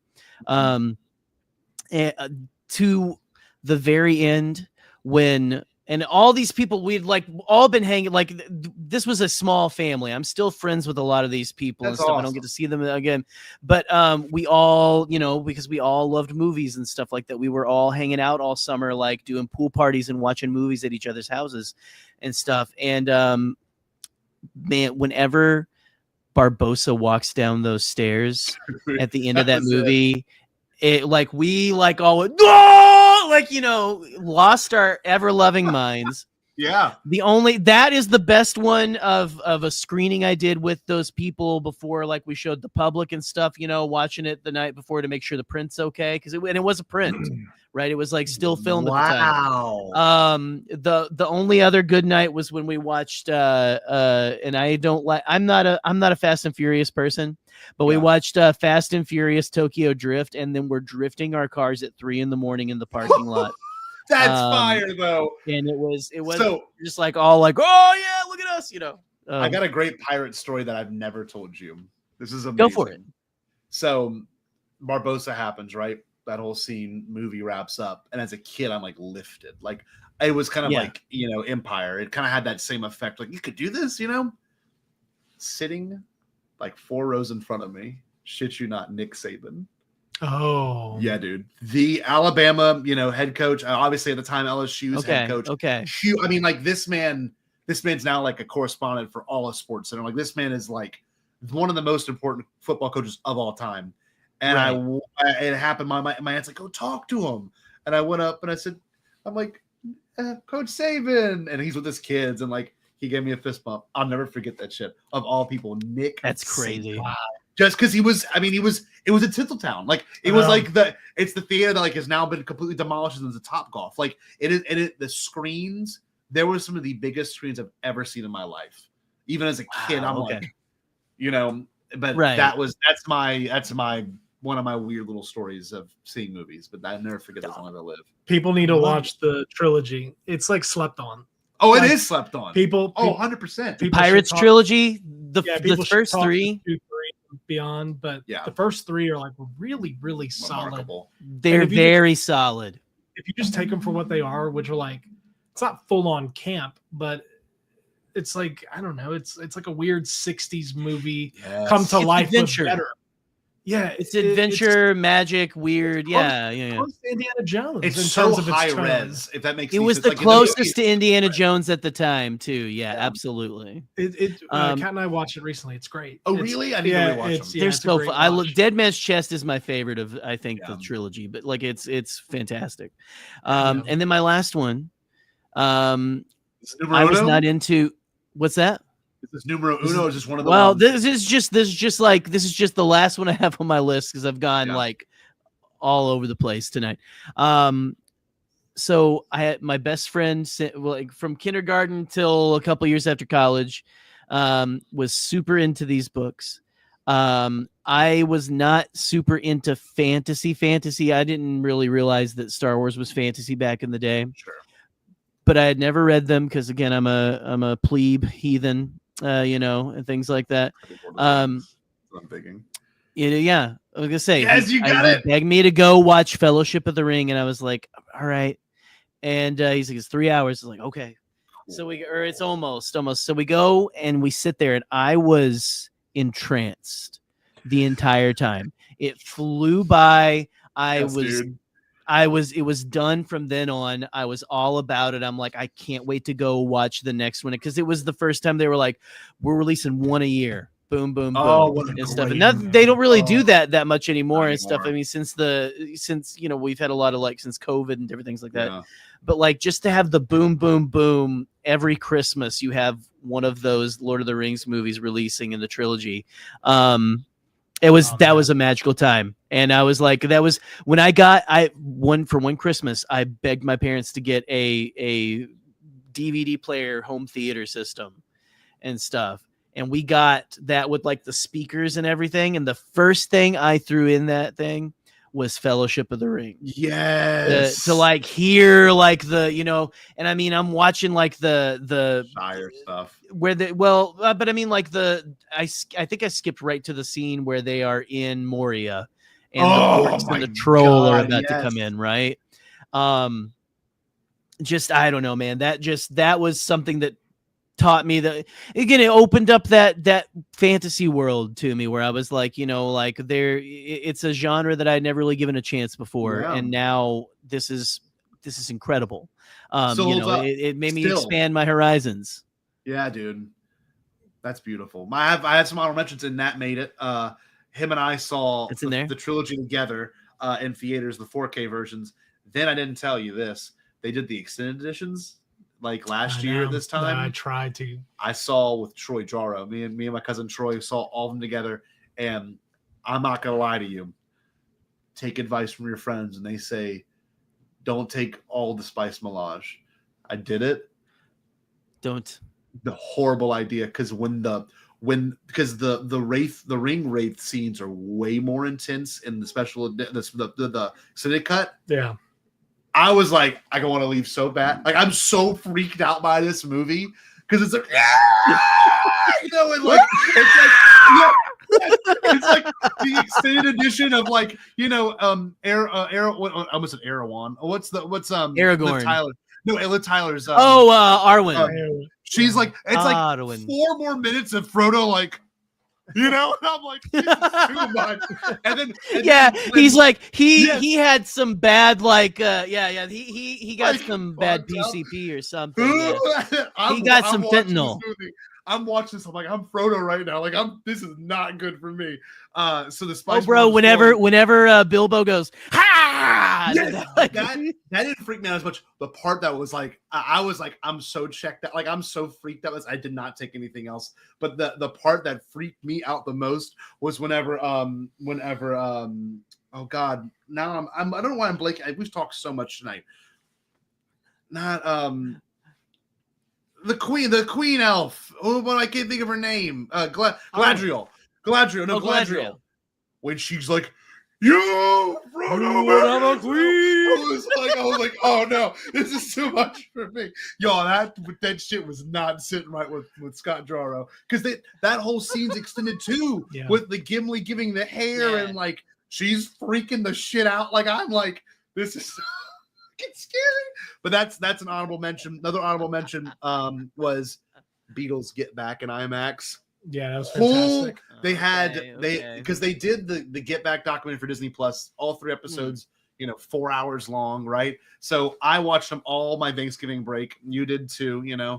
And then it culminated, I think, the following weekend with a screening of the full uncut rooftop concert at the IMAX theaters around the world. And they only had like one screening, and we went to the only one in Louisiana, I'm pretty sure, and it was at our local mall, but the theater was actually packed, and I think we had to sit like top left because we bought tickets too late. That's a big one. Yeah, that was fantastic. I totally forgot about that. Remember how loud they do, like the little like warm up that's not even like a Beatles song. Yeah, and it would just, when that kicked in, the speakers were just so loud, and then we're just like, dog, this is about to be lit. Yes, and it was amazing. We just sat there with our mouths open because it was all the uncut footage. Yeah, it was really cool. I have one honorable mention that I didn't write down, but Deathly Hallows Part 2. Ooh, it was the last time I remember going to like a proper midnight screening. Mm-hmm. I went with a bunch of friends, and like some of our moms went because I was probably like not old enough to drive. You would have been probably very early junior year, because I was very early sophomore year, or like the summer between freshman. Well, they were normally in November, I feel like. So like, I don't know. And it was 2011. So I think you might've been, because I think I was a sophomore. And we like went to a friend's house before, and I was wearing like a cape, and my friend wore like a bathrobe and had like it was like a janky version of the costume and a beard. And we ran into some guys we went to school with there who also dressed up. Mm-hmm. Little local theater, like 5 minutes from my house, like nothing, like not an AMC. Mm-hmm. And I remember the movie ended, and some of the moms like behind us like, because like it had been our childhood. It had been 10 years like since the first one. Like we're in high school. We got to start thinking about what colleges we're applying to. So that was like one of those ones where I was like self-aware. I was like, oh, this is big for everyone. I was like, this is like Star Wars ending. This is like, it was one of those things where I really took it in. So that was an interesting experience. That's a great honorable mention. Jay, do you have any honorable mentions? Because I've got like 2 more. Go for, I mean, well, I'm trying to rack my brain for a few of these things. Afterlife, Ghostbusters Afterlife was obviously very important for me. Oh, of course. That was one that meant a lot to me. Perfect legacy sequel, by the way. That one, we've said that before. Like that is, and again, you may disagree. It's fine. But yeah, no. I mean, I can't think of anything off the top of my head right now. I mean, I gave my my worst honorable mention. I had another one, but I forgot it. So go ahead. What are your honorable? One of them includes you for mine. Seeing Kenobi, the 2-season premiere. I know it's not technically a theatrical experience. Yes, but that is one where, because you sat up in the front because you had the VIP with John and Wes, and I had already had a whole crew, and I got Jerry and Michael bands because I got a VIP one from John. And like they came in and they're like, hand these wristbands out to this randomly. Like I watched them tell this lady who's already overwhelmed to hand these things out. And she's like, hey, I'm like, I didn't get one for my wife. Like I did one of those. And like Katie went back. I was like, I didn't get one for my husband. And like we ended up with one. I gave you one and I gave Michael one. And like, it was so chaotic. Thank you, morning. Pop. Yeah, exactly. And they just all their mess up. So they like oversold the event. We had people we knew that like couldn't even get into it when they got the right wristband, because if you showed up early, no one's going to kick you out your seat. So he's up at the front. And of course, like Tim walks out. Like, I mean, not Tim. All these people are like, all the Lucasfilm people are sitting like to the left of us. Y'all are sitting in the front. He's texting me like, who's on stage? I see them in the corner. Like it was nuts. And then of course, when we left, we all went back to the hotel. Nick, Chris, Dan, us 3, Michael. Right. I mean, it was such a pure Star Wars moment, and we just all sat and talked. And the premiere was unexpected. Yeah. We knew they were going to scream. They were going to show Kenobi, but like that day, they're like, just kidding. You know, we're gonna show it in celebration. Like there was a red carpet, like, and like you were sitting next to me, and Jerry was sitting next to me, and like we're both crying because of Leia stuff. You know, and like Princess Leia showing up at all was because unexpected. you didn't know she was going to be in it at all. Not at all. Like just Not at all. completely thrown off. Yeah. And then, you know, of course, when Flea shows up, right? I'm the only one in the entire building that goes, you probably heard me. Yeah. I would Flea. I was the only person. No one else responded. But it was like, who would have thought, you know? Like, of all people. It was kind of cool to be in there because they were doing all their like Lucasfilm shout outs. They were like, look, we got our whole crew like in there, like we just appreciate y'all and stuff. So it was like our version of a weird Hollywood premiere in some weird way. Right. And doing the red carpet and everything.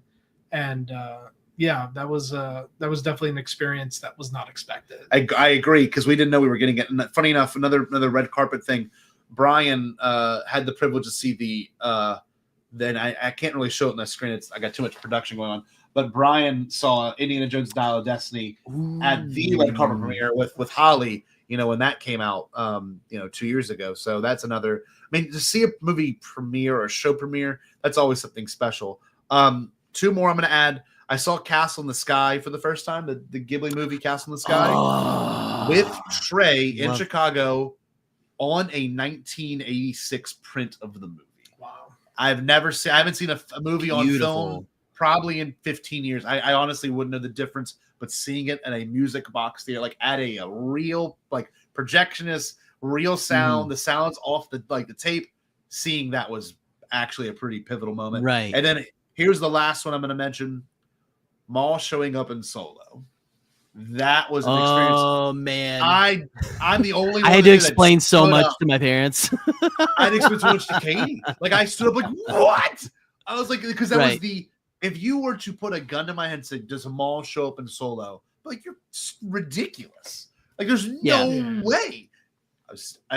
No one could have saw that coming. What a weird seedling that's like still out there. And it's going to get fulfilled now. Like with the Shadow Warrior show, like we're finally getting the payoff of that 8 years later. Right. Right. But anyway, this is a great discussion. I didn't think it'd be 2 hours, 15 minutes. I do have one more. I saw, this is real quick. I saw Ghostbusters 1 and 2 at a small little theater in Chicago, like the outskirts of Chicago. It wasn't Music Box.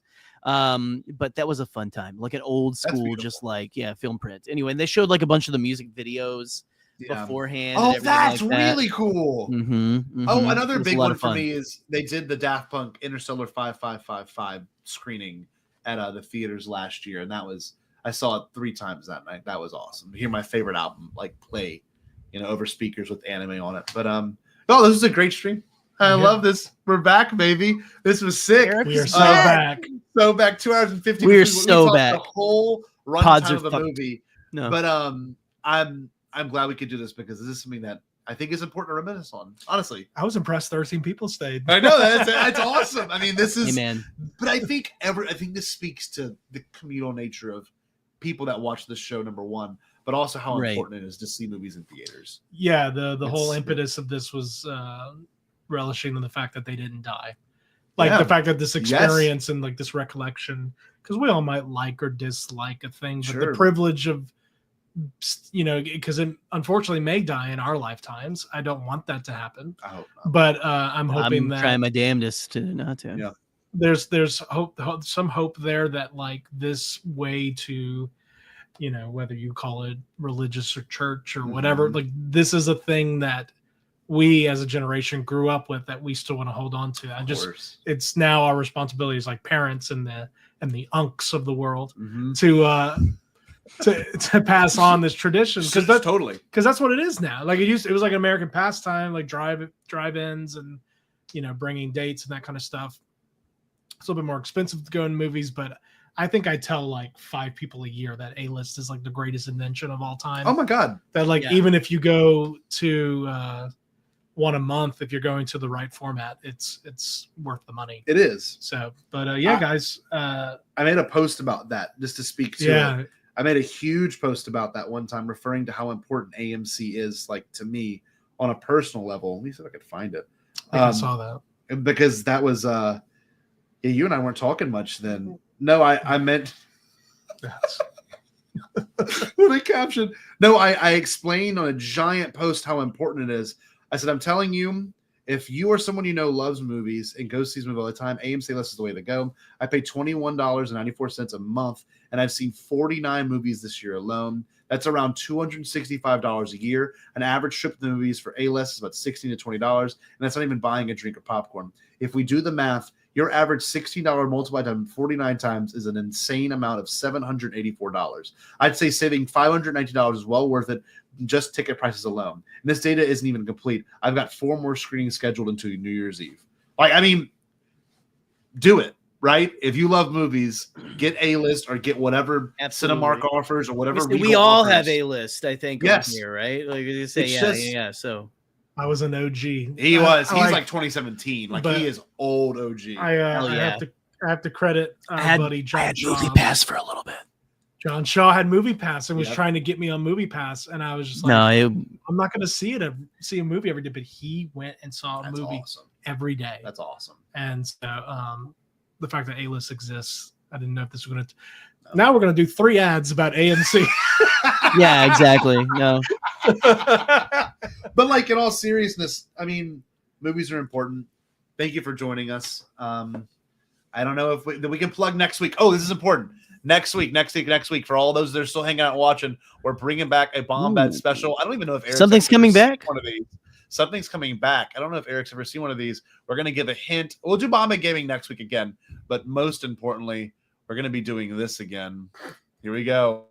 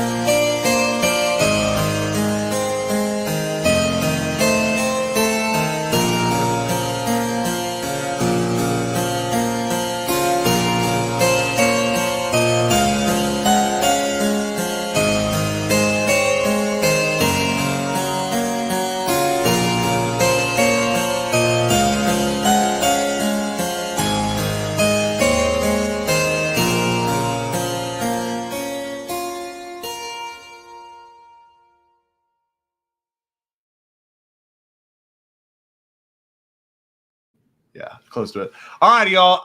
Next week, we're going to be coming back with Bombad Court. We have Michael McCoy, Alden Diaz, Jared the Dark Jedi, and we're debating and looking at live-action lightsaber duels. Yeah, so we got all of our litigators coming back. That's right. This mouse is freaking out. Yes. I think I know why. There we go. And look, Savaggio Press, #1 meat writer. Yeah, no, listen. We will be knocking heads. Yes, he's got the gavel. Oh, get excited. I love you guys. Great night. I'm so good at this. Eric, you get the honors of the final adieu. Stay Bombad.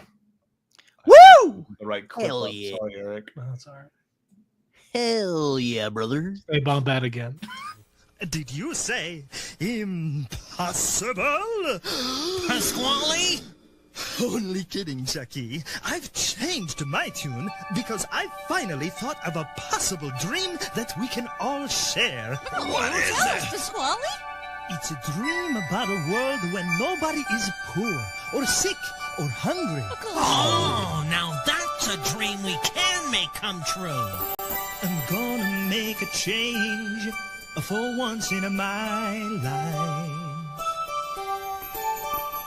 It's gonna feel real good. Gonna make make a difference, gonna make it right. As I point up the collar on my favorite winter coat, this wind is blowing my mind. I see the kids in the street with not enough to eat. Who am I to be blind, pretending not to see their need? A summer's disregard, a broken bottle top, And a one-man soul. They follow each other on the wind, you know, 'cause they got nowhere to go. And that's why I want you to know I'm starting with the man in the mirror. I'm asking him to change his ways. And no message could have been any clearer. If you wanna make the world a better place, take a look at yourself and then make a change. I'm starting with the man in the mirror. Oh yeah, I'm asking him to change his ways. come on, change. No message could have been any clearer. If you wanna make the world a better place, take a look at yourself and then make a change. I'm starting with the man in the mirror. Oh yeah, I'm asking him to change his ways. no message could have been any clearer. If you want to make the world a better place, take a look at yourself and then make a change. Time for us to take a break, but we wouldn't dream of being gone for long.